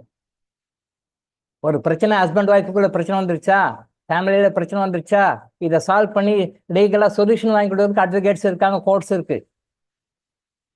ஆனா அப்படி ஒரு சூழ்நிலை உருவாகாத மாதிரி, கோர்ட்டுக்கே போக வேண்டிய அவசியம் இல்லாத மாதிரி, நீதியை நாடி போக வேண்டிய அவசியம் இல்லாத மாதிரி, போலீஸ் ஸ்டேஷன் போக வேண்டிய அவசியம் இல்லாத மாதிரி, கட்ட பஞ்சாயத்து நியாயம் தர்மம் கேட்டு ஒரு நீதியை கோரி நீங்க போக தேவையில்லாத மாதிரி, உங்க வாழ்க்கையில பிரச்சனை வராம தடுத்துக்கிறதுக்கு என்னென்ன வழி சொல்லணும்னு கர்மா எனர்ஜி ஹீலிங் சொல்றது. ப்ரிவென்ஷன். இதை யாரும் சொல்றது இல்லை. சொல்யூஷனுக்கு நிறைய பேர் இருக்காங்க, சொல்யூஷன் கொடுக்கறதுக்கு. சொல்யூஷனே வேண்டாம், உங்களுக்கு பிரச்சனையே நீங்க அப்படியே சால்வ் பண்ணிட்டீங்கன்னா, வராம தடுத்துட்டீங்கன்னா உங்களுக்கு எதுக்கு சொல்யூஷன் வேணும்? சொல்யூஷனே தேவையில்லையே. அந்த சொல்யூஷன் தேவைப்படுகின்ற நிலைமைக்கே போகாதீங்க. அது நோய்களுக்கும் சரி, வாழ்க்கை பிரச்சனைகளுக்கும் சரி, போகாதீங்கன்னு தான் கர்மா எனர்ஜி ஹீலிங் சொல்லுங்க. இதை பிடிச்சிக்கோங்கன்னு சொல்லுங்க. டைவர்ட் ஆயிட்டேன்னு நினைக்கிறேன். டைவர்ட் ஆகும். எது சொன்னோம்? எஸ், உணவு. ஸோ தயவு செய்து அந்த அன்டைம்லலாம் உணவு சாப்பிடாதீங்க. இது ஏன் அந்த உணவு வந்து சாப்பிட்றதுல வந்து நம்ம நோய்களை நாமளே உருவாக்கிக்கிறோம் அப்படி சொல்லும்போது நிறைய பேர் சொல்லுவாங்க, நான் எந்த தப்பும் செய்யறதில்லை சார், எல்லாம் கரெக்டாக சாப்பிட்றேன் சார், கரெக்டாக செய்யறேன் சார் சொன்னால் நோய்கள் வருதுன்றதுக்கு பாஸ்ட் லைஃப் கர்மாஸும் ஒரு காரணம். ரைட்டு, அந்த பாஸ்ட் லைஃப் கர்மாஸை இந்த மாதிரிலாம் பண்ண வைக்கும், ஃபிசிக்கலாக இந்த மாதிரிலாம் பண்ண வைக்கும். அதனால் அந்த சாப்பாடு சாப்பிட்ற விஷயத்தில் ரொம்ப கேர்ஃபுல்லாக இருங்க. இன்னொரு விஷயம், நீங்கள் சாப்பிட்றீங்க அப்படின்னும் போது முதல் கவலம் சாப்பிட்றீங்க இல்லையா, ஃபஸ்ட்டு கவலம் டைரக்ஷனில் கிளியர் ஆயிடுச்சா? கிழக்கு பக்கம் சாப்பிட்லாம், தெற்கு பக்கம் சாப்பிட்லாம், எல்லாமே வேணும்னா கிழக்கு, ஆரோக்கியம் மட்டும் இருந்தால் போதும்னா தெற்கு, மேற்கு பக்கம் நியூட்ரல். முடிஞ்ச வரைக்கும் நார்த் அவாய்ட் பண்ணுங்க. அது நோயை உருவாக்கும், நோய்க்கான காரணிகள் நம்ம உடம்புல உருவாக்கும், ஸ்லோவாக உருவாக்கும், நமக்கு தெரியாது. சரியா? சாப்பாடு முதல் கவலம் சாப்பிட்றீங்க, முதல்ல சாப்பிட்றீங்க, ஃபஸ்ட்டு கவலம் சாப்பிட்றீங்க. உங்களுக்கு யாராவது பணம் கொடுக்க வேண்டி இருந்தாங்கன்னு வச்சுக்கோங்க, யாராவது பணம் கொடுக்க வேண்டி இருந்தாங்க, உங்களுக்கு பணம் வரணும் அப்படின்னா அவங்ககிட்ட போய் சண்டை பிடிக்காதீங்க, திட்டாதீங்க. அதுக்கு நிறைய டிப்ஸ் இருக்குது, நம்ம பின்னாடி சொல்லுவோம். அதனால நிறைய டிப்ஸ் இருக்குது. அவங்கள்ட்ட சண்டை பிடிச்சி கோர்ட்டு கேஸு போய் வம்பு வழக்கு வச்சு அப்படி பணம் வசூல் பண்ணுற மற்ற நடைமுறைகள்லாம் வேண்டாம். கர்மா எனர்ஜி ஹீலிங்கில் அதுக்குன்னா டெக்னிக் வேறு, பற்றி பின்னாடி சொல்லுவோம். இப்போ உணவுன்னு வரும்போது அந்த ஒரு டிப்ஸை சொல்கிறேன். முதல் கவலம் சாப்பிடும்போது முதல்ல வாயில் போட்டுக்கிறீங்க. ஜஸ்ட் அந்த கவலத்தை வாயில் போட்டு நல்லா மென்னுடுங்க. நல்லா மென்னுட்டு முழுங்க போகிறீங்க இல்லையா, முழுங்க போகும்போது யாரெல்லாம் உங்களுக்கு பணம் கொடுக்கணும் அவங்க நினச்சிக்கோங்க, மனசை நினச்சிக்கோங்க. அவன் மனசை நினச்சிட்டு, நான் உங்களுக்கு என்ன துன்பம் கஷ்டம் கொடுத்துருந்தாலும் தயவு செஞ்சு என்னை மன்னிச்சிருப்பா, நான் கொடுத்த நீங்கள் பணத்தை எனக்கு கொடுப்பா அப்படின்னு சொல்லிட்டு ஜஸ்ட் இதை ப்ரே பண்ணிட்டு அந்த முதல் கவலத்தை முழுங்க. நீங்கள் எது சாப்பிட்டாலும் பரவாயில்ல, இட்லி தோசை சாப்பாடு எது சாப்பிட்டாலும் பரவாயில்ல. முதல்ல நீங்கள் சாப்பிடும்போது நல்லா போட்டு மென்னுறீங்க, முழுங்க போகிறீங்க. முழுங்கிறதுக்கு முன்னாடி ஒரு செகண்ட் அவரை பற்றி யார் பணம் கொடுக்கணும் அவங்க நினச்சிக்கோங்க. நினச்சிட்டு ஒரு மன்னிப்பு கேட்டுக்கோங்க. ஐயா, நான் என்ன தவறு உங்களுக்கு செஞ்சிருந்தாலும், என்ன பாவம் பண்ணியிருந்தாலும் தயவு செஞ்சு எனக்கு மன்னிச்சுக்கோ, எனக்கு கொடுக்க வேண்டிய பணத்தை தயவு செஞ்சு கொடுப்பா, எனக்கு பணம் சேர வேண்டிய பணம் அது எனக்கு கொடுப்பா அப்படின்னு சொல்லி மனசில் நினச்சிக்கிட்டு அந்த முதல் கவலத்தை முடிஞ்சா ரெண்டாவது கவலம், முடிஞ்சா மூணாவது கவலம். அதுக்கு மேலே தேவையில்லை. ஒரு கவலம் ஓகே, ரெண்டாவதும் சாப்பிடலாம், மூணாவது சாப்பிடலாம். முடிச்சுட்டு அப்புறம் ரெகுலராக நீங்கள் சாப்பிட ஆரம்பிச்சிடுங்க.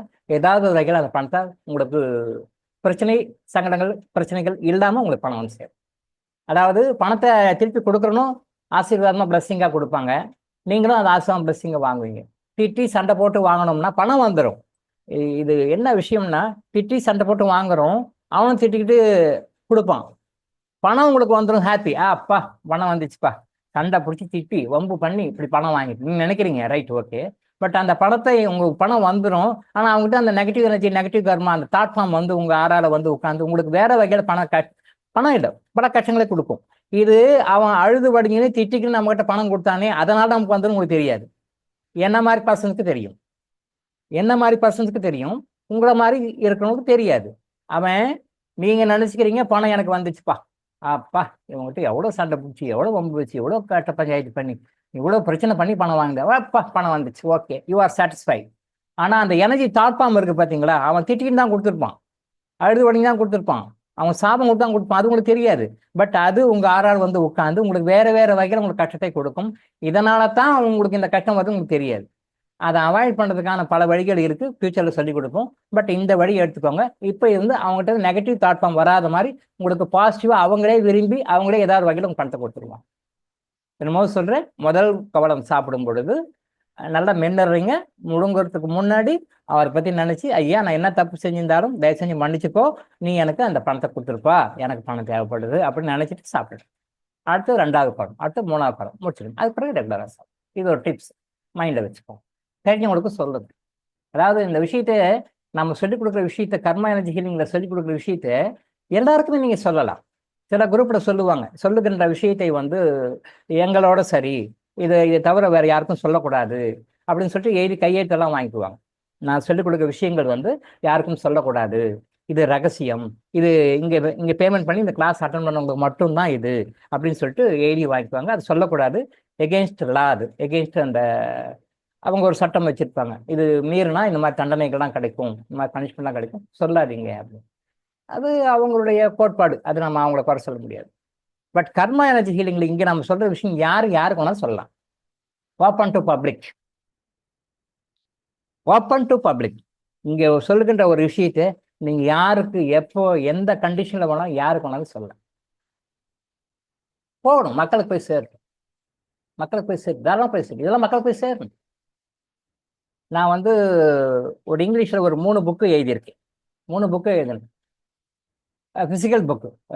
ரெண்டு 3 டைமும் அந்த இங்கிலீஷில் தான் எழுதினேன். 3 புக்கும் ஃபிசிக்கல் புக்கு நான் எழுதி எல்லாருக்கும் வந்து ஃப்ரீயாக தான் கொடுத்தேன், யாருக்கும் காசுக்காக விற்கல. ப்ரெஸ்ஸு முதல் கொண்டு அது என்ன செலவோ அந்த செலவை நான் தான் அண்டர்டேக் பண்ணிக்கிட்டேன். அந்த புக்கு வந்து ஃப்ரீயாக தான் கொடுத்தேன், எல்லாருக்குமே ஃப்ரீயாக தான் கொடுத்தேன். கடைசியாக இபுக் ஒன்று போட்டேன். கொரோனா டைமில் இபுக் ஒன்று பப்ளிஷ் பண்ணேன், இங்கிலீஷில் போட்டேன். அமேசானில் தான் பப்ளிஷ் பண்ணேன். இப்போ இபுக் பப்ளிஷ் பண்ணும்போது அவங்க கேட்டாங்க, ஏற்கனவே ஃபிசிக்கல் புக்கு போடும்போதும் கேட்டாங்க, சார் இந்த புக்கை வந்து காப்பிரைட் பண்ணிக்கோங்க, காப்பிரைட் பண்ணிக்கிட்டிங்கன்னா உங்களுக்கு ராயல்ட்டி வரும் அப்படின்னு சொன்னாங்க.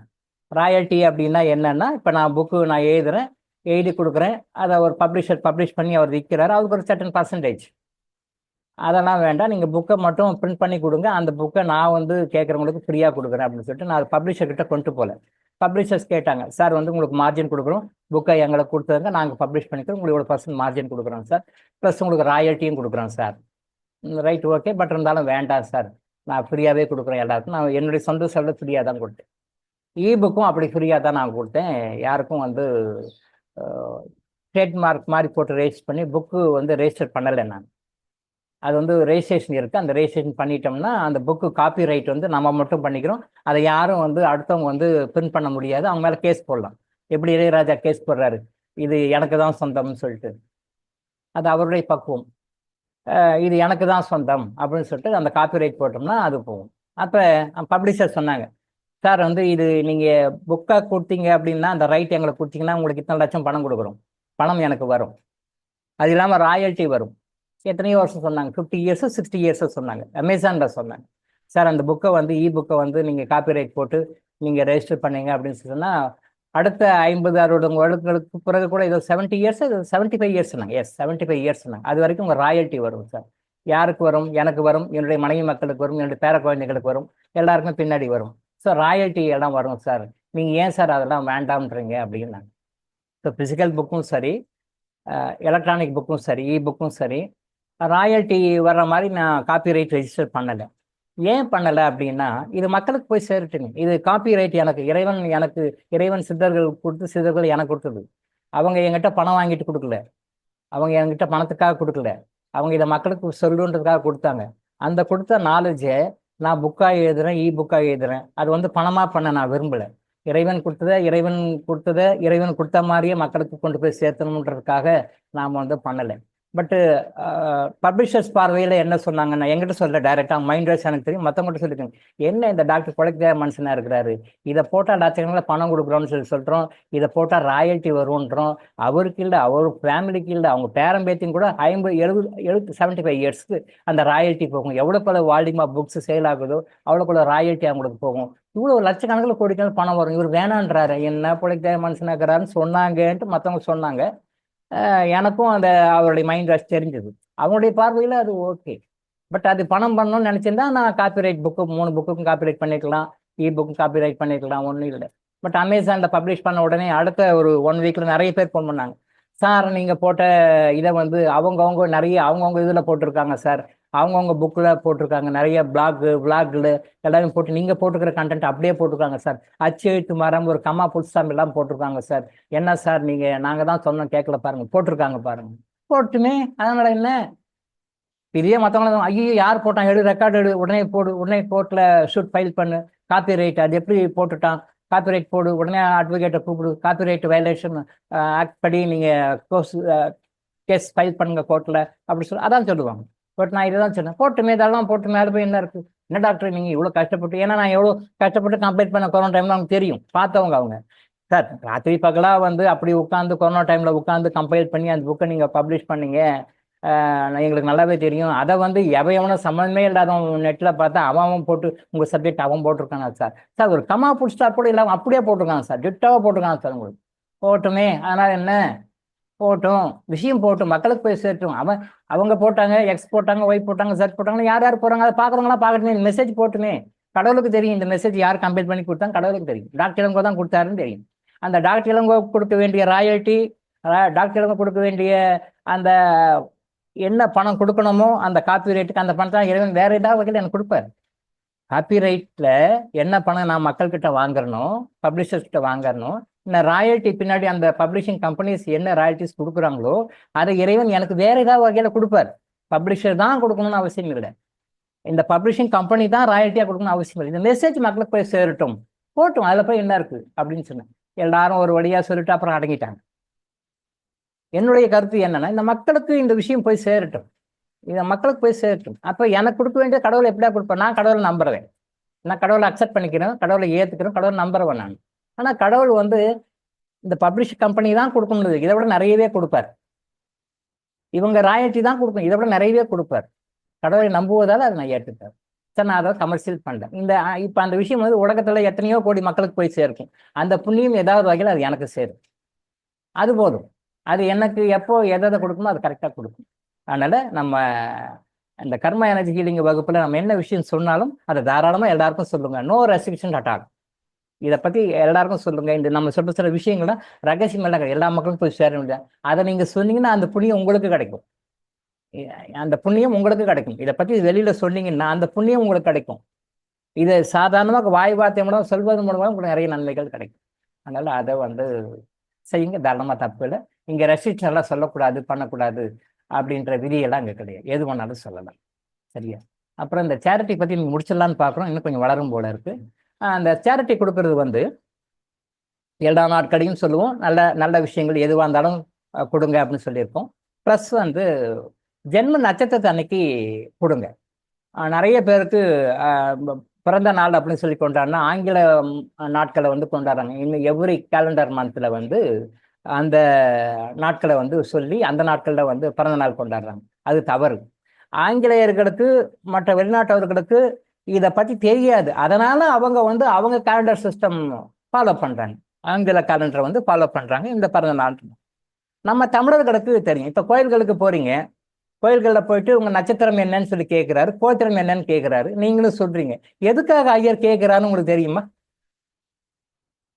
இங்கே கான்வர்சேஷனுக்கு டைம் இல்லைனால ஒன் வேவாக பேசிட்டு இருக்கேன் நான்.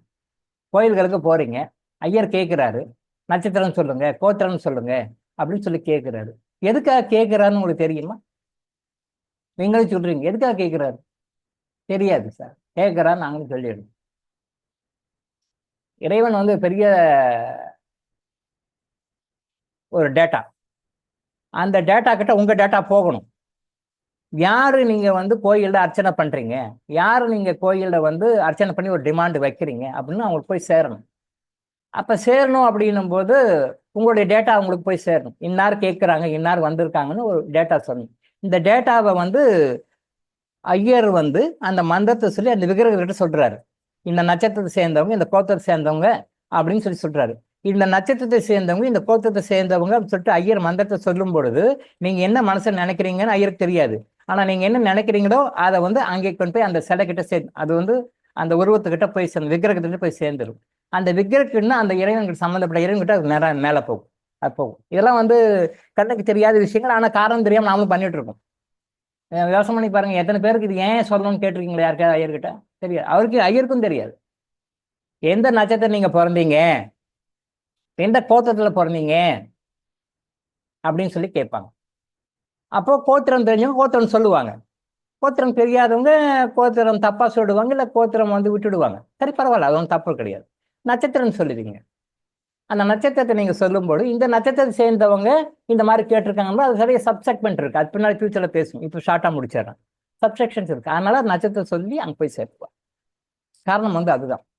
டேட் ஆஃப் பர்த் சொல்லி நீங்க அர்ச்சனை பண்ணியிருக்கீங்களா? இல்லை டேட் ஆஃப் பர்த் சொல்லி அவரும் கேட்டிருப்பாரா, ஐயர்கிட்ட கேட்டிருப்பாரா, நீங்களும் சொல்லியிருக்கீங்களா? இல்லை, டேட் ஆஃப் பர்த் இல்லை, நட்சத்திரம் சொல்லுவீங்க. எல்லாருமே உலகத்துல எந்த மூலையில் பிறந்தாலும் உங்களுக்கு நட்சத்திரம் இருக்கு. அமெரிக்காவில் பிறந்தாலும் நட்சத்திரம் இருக்கு, ஆப்பிரிக்காவில் பிறந்தாலும் நட்சத்திரம் இருக்கு, ஆஸ்திரேலியா பிறந்தாலும் நட்சத்திரம் இருக்கு. எல்லா நாட்டையும் அவங்க பிறந்த டைமுக்கு கணிச்சோம்னா ஒரு நட்சத்திரம் வரும். அந்த நட்சத்திரத்துக்கும் அவங்க லைஃபுக்கும் ரொம்ப சம்மந்தம் இருக்கு, நெருங்கிய உறவுகள் இருக்கு, ரொம்ப ரொம்ப நெருங்கிய உறவுகள் இருக்கு. நல்லதும் சரி, கெட்டதும் சரி, அதில் நிறைய நிறைய ஒரு ஒரு இன்டிமெசி இருக்கு. அதனால தான் நட்சத்திரம் சொல்லும். ஆனால் நீங்க பிறந்த நாள் கொண்டாடும் பொழுது தயவு செய்து நீங்க அந்த வருடத்தில் தமிழ் மாதம், அந்த வருடத்தை தமிழ் மாதம் என்ன மாதம் இருக்கிறதோ அந்த மாதத்துல வர நட்சத்திரத்தை அன்னைக்கு கொண்டாடுங்க. எப்பயாவது சில மாதங்கள்ல அந்த நட்சத்திரம் 2 டைம் வரும். ஃபர்ஸ்ட் டைம் ஒன்று வரும், செகண்ட் டைம் ஒன்று வரும். ஒரு மாதத்துல ஒரு தடவை தான் வரும். அப்படி 2 தடவை வந்தது அப்படின்னு சொன்னா மாசம் முதல்ல ஒன்று வரும், கடைசியில ஒன்று வரும். அப்படி வந்தா மாதத்தின் முதல் வர்ற நட்சத்திரத்தை அன்னைக்கு நீங்க அந்த பிறந்த நாள் கொண்டாடுவாங்க. சப்போஸ் தவறி போச்சுன்னா கடைசியா 2வதா வர்ற நட்சத்திரம் அன்னைக்கு கொண்டாடுங்க. திரும்பவும் சொல்றேன், நட்சத்திரத்தை அன்னைக்கு பர்த்டே கொண்டாடுங்க, ஆங்கில பிறந்த அன்னைக்கு கொண்டாடாதீங்க. அந்த தமிழ் நட்சத்திரப்படி, அந்த நட்சத்திரப்படி அந்த மாதங்கள்ல முதல்ல எப்போ வருதோ அந்த நட்சத்திரத்து அன்னைக்கு அதை கொண்டாடுங்க. ரெண்டாவது நட்சத்திரம் தவிர்க்க முடியாத சொல்ல மிஸ் ஆகி போச்சுன்னா ரெண்டாவது நட்சத்திரம் கொண்டாடுங்க. ஸோ அந்த நட்சத்திரமும் கூட சில நாட்களில் காலையிலே வரும், மதியானம் வரும், நைட் வரும், மாறி வரும். அந்த நட்சத்திரம் என்ன டைம்ல இருக்குன்னு கொண்டாடணும். இது நிறைய பேர் தப்பு பண்ணுறாங்க. கேலண்டரை பார்க்குறாங்க, போய் இந்த நட்சத்திரம் இன்னைக்கு அப்படின்னுவாங்க, இந்த நட்சத்திரம் இன்னைக்குன்னு வருவாங்க. பஞ்சாங்கத்தின் படி கரெக்டாக பார்க்கணும். பஞ்சாங்கத்தின் படி கரெக்டாக பார்க்கணும். அந்த நட்சத்திரம் என்ன டைம் லைவ்ல இருக்கோ அந்த டைம்ல பண்ணும். நீங்கள் கேலண்டரை பார்க்கும்போது அந்த டைம் சில டைம் அந்த நட்சத்திரம் முடிஞ்சிட்டு கூட இருக்கும், சில டைம் கொஞ்சம் லேட்டாக ஆரம்பிக்கும். இதை பற்றி நம்ம பின்னாடி பேசுவோம். நீங்கள் ஒரு நட்சத்திரம்னு பார்க்கும் பொழுது அந்த நட்சத்திரம் வந்து சில பேருக்கு கொஞ்சம் முன்னாடி ஆரம்பிச்சிடும், சில பேருக்கு கொஞ்சம் பின்னாடி ஆரம்பிக்கும். அந்த நாட்களில் இப்போ ஃபார் எக்ஸாம்பிள் இன்னைக்கு இன்னைக்கு 15தா, இன்னைக்கு 15th, இன்னைக்கு 16தா, இன்னைக்கு ஒரு நட்சத்திரம் அப்படின்னு சொன்னால் அந்த நட்சத்திரம் வந்து இன்னைக்கு மதியானத்துக்கு மேலே தான் பிறக்குமே. அப்போ நீங்கள் காலைல பர்த்டே கொண்டாடக்கூடாது, பர்த்டே அந்த கொண்டாடக்கூடாது. சில டைமில் வந்து அந்த நட்சத்திரம் வந்து ஏழியரா வந்து சீக்கிரம் முடிஞ்சிடும். இப்போ காலைல 7-8 மணிக்கெல்லாம் முடிஞ்சிடும் நட்சத்திரம். நீங்கள் காலைல 10 மணிக்கு கொண்டாடுவீங்க, அது தப்பு. நீங்கள் அந்த பர்த்டே கொண்டாடுற டைம், நீங்கள் கோயிலில் போய் அபிஷேகம் ஆராதனை அர்ச்சனை பண்ணுற டைம், நீங்கள் அதுக்குண்டான ப்ராசஸ் பண்ணுற டைம், இறைவனை ப்ரே பண்ணுற டைம், அந்த சேரிட்டி பண்ணுற டைம், அந்த டைம் வந்து நட்சத்திர டைம் இருக்கிற மாதிரி கொஞ்சம் பார்த்துக்கோங்க. அது பஞ்சாங்கத்தில் கரெக்டாக கிடைக்கும். கேலண்டர் டைம் முன்ன பின்ன இருக்கும், பஞ்சாங்கத்து டைம் தான் கரெக்டாக இருக்கும். இன்னும் அக்கரெக்டாக போனால் ஊருக்கு ஊர் மாறும். சென்னைக்கு ஒரு டைம் இருக்கும், திருச்சிக்கு ஒரு டைம் இருக்கும், கோயம்புத்தூருக்கு ஒரு டைம் இருக்கும். அது ரொம்ப டிஃப்ரென்ஸ் வரும். ஒரு 10-15 நிமிஷம் தான் மேக்ஸிமம் 10-15 நிமிஷம் டிஃப்ரென்ஸ் வரும். ஒரு சென்னை டைமுக்கும் டெல்லி டைமுக்கும், சென்னை டைமுக்கும் கோயம்புத்தூர் டைமுக்கும், சென்னை டைமுக்கும் திருச்சி டைமுக்கும் அப்படி கொஞ்சம் மாறும். அது பரவாயில்ல, ஒரு 1/2 hour முன்ன பின்ன மாறப்படும். இப்போ பெரும்பாலும் நட்சத்திர டைமில் மாற்றி நீங்கள் பண்ணுங்க. இந்த சேரிட்டி பண்ணுறது கூட அந்த பிறந்த நட்சத்திர டைமில் பண்ணீங்கன்னா it is multiply by minimum 100 times. நீங்கள் மற்ற டைமில் கொடுக்குற தானம் தர்மத்துக்கும் நீங்கள் அந்த பிறந்த நட்சத்திர டைமில் கொடுக்குற தான தர்மத்துக்கும் 100 மடங்கு அதிகமாக பலன்கள் கிடைக்கும். நீங்கள் 1000 ரூபாய் நீ கொடுக்குறீங்கன்னா அந்த 1000 ரூபாய்க்கு உண்டான பலன்கள் கிடைக்கும். அதே நேரத்தில் அந்த நட்சத்திர டைமில் பண்ணீங்கன்னு சொல்லி சொன்னால் 10,000 1 லட்சம் கொடுத்த பலனுக்கான அந்த நன்மைகள் உங்களுக்கு கிடைக்கும்.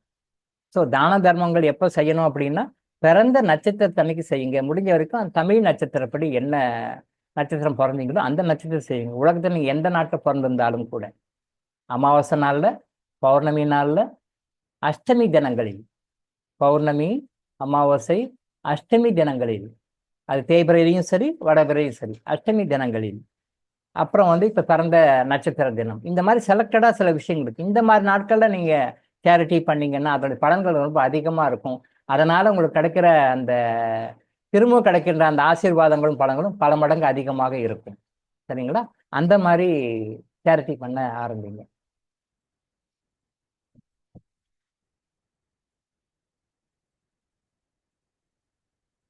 பணத்தை வந்து இதோட முடிச்சுக்கணும், ஒரு 5 minutes.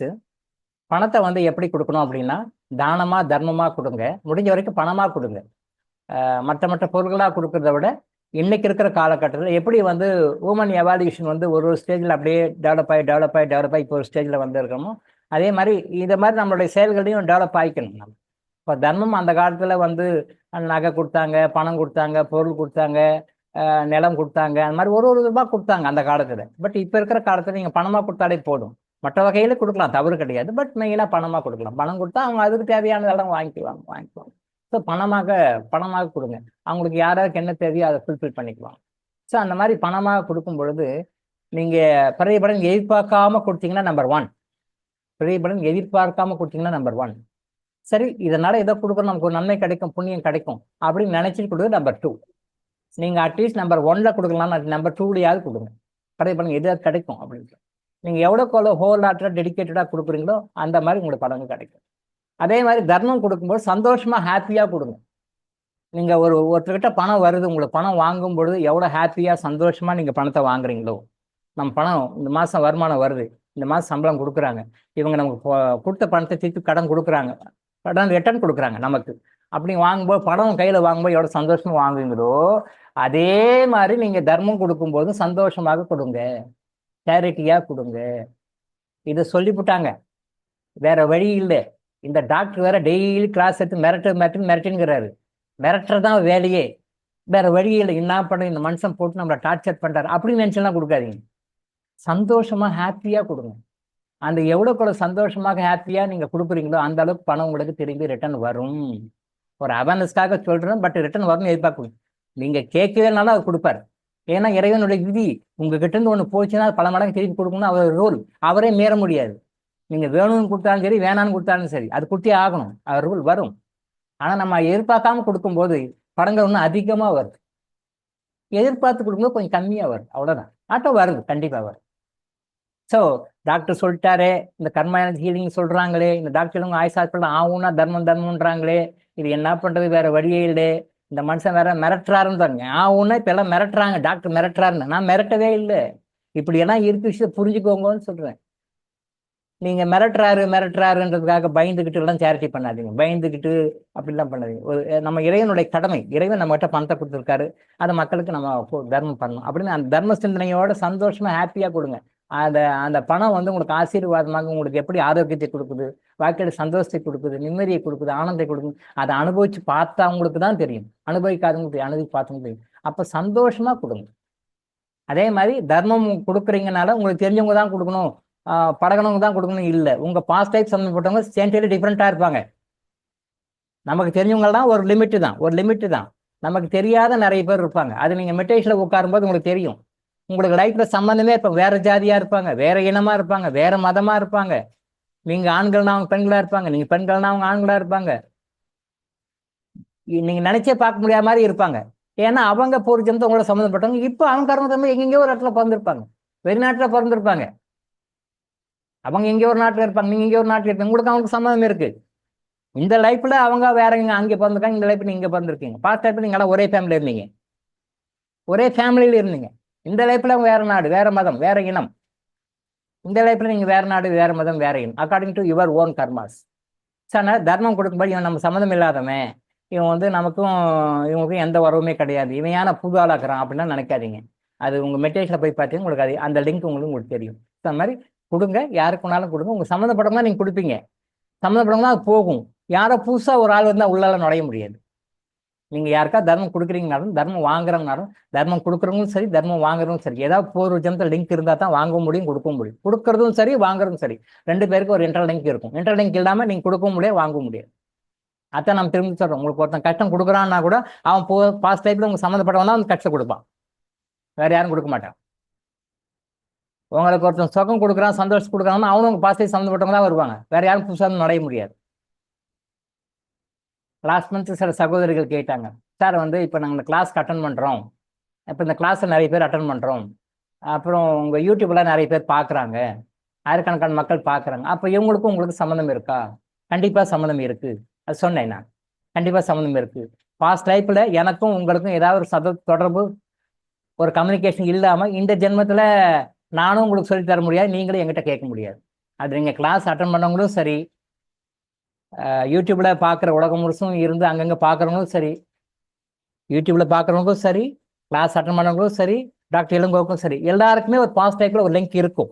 எனக்கு தெரியும் என்ன லிங்க்னு, உங்களுக்கு தெரியாது, அவ்வளோதான். எனக்கு தெரியும் என்னென்ன லிங்க்கில் நீங்கள் வரீங்க, ஏன் வரீங்க, எதுக்காக வரீங்கன்னு தெரியும், உங்களுக்கு தெரியாது, அவ்வளோதான். பட் அந்த லிங்க் இல்லைன்னா இன்னைக்கு நாம் எல்லாரும் இந்த இடத்துல மிங்கிள் ஆகி நாம் உட்கார மாட்டோம், பேச மாட்டோம். நானும் பேச மாட்டேன், நீங்களும் கேட்க மாட்டீங்க. இங்கே நானும் பேசுகிறேன், நீங்களும் கேட்குறீங்க, யூடியூப்ல நிறைய பேர் பார்க்குறாங்கன்னா எல்லாருக்கும் ஒரு லிங்க் இருக்குது, past life link. Past life link இல்லாமல் நம்ம இந்த லைஃப்பில் சேரணும். எல்லாருக்குமே அந்த நெட்ல லிங்க் இருக்கும். ஸோ லாஸ்ட் மந்த்து சில சகோதரிகள் கேட்டதுக்கு சொன்ன விளக்கம் அது. இப்போ இன்னைக்கு 6:30 ஆகி போச்சு. இன்னைக்கு முடிச்சிடலான்னு பார்த்தேன், முடிக்கல. இருந்தாலும் நாளைக்கு ஒரு நாள் சில விஷயம் சொல்லிட்டு நம்ம அடுத்த சப்ஜெக்ட் போயிடுவோம். இன்னைக்கு இதோட நம்ம முடிச்சுக்குவோம். வேறு ஏதாவது டவுட்ஸ் தான் போடுங்க, நம்ம கிளியர் பண்ணிட்டு அடுத்த வகுப்பு நாம் போவோம். இன்னைக்கு இதோட 6:30 ஆயிடுச்சு. ஓகே, நன்றி, வணக்கம்.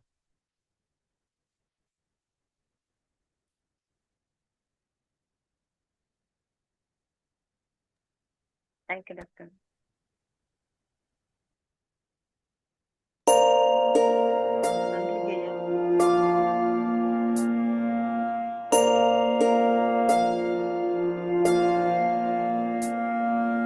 கருவாக்கி உருவாக்கி எனையாண்டு காத்தருளும் இறைவா நன்றி. எங்கும் நிறைந்தோனே, எல்லை இலாதானே, எங்கேயும் எப்போதும் என் குலம் காப்பவனே. நெஞ்சம் துணிய துணையாய் வருவாய், நேர்மறை உணர்வுகள் பெருகிடச் செய்வாய், உடலில் உறுதியை பெரிதாய் தருவாய், உனை உணரும் அறிவை என்னுள்ளருள்வாய். சுற்றமனைத்தும் காப்பவனே, செய்தொழிலில் ஏற்றம் தருபவனே, எடுத்த செயலில் வெற்றி கொடு, என் ஆற்றல் பெருகிட அருளை கொடு.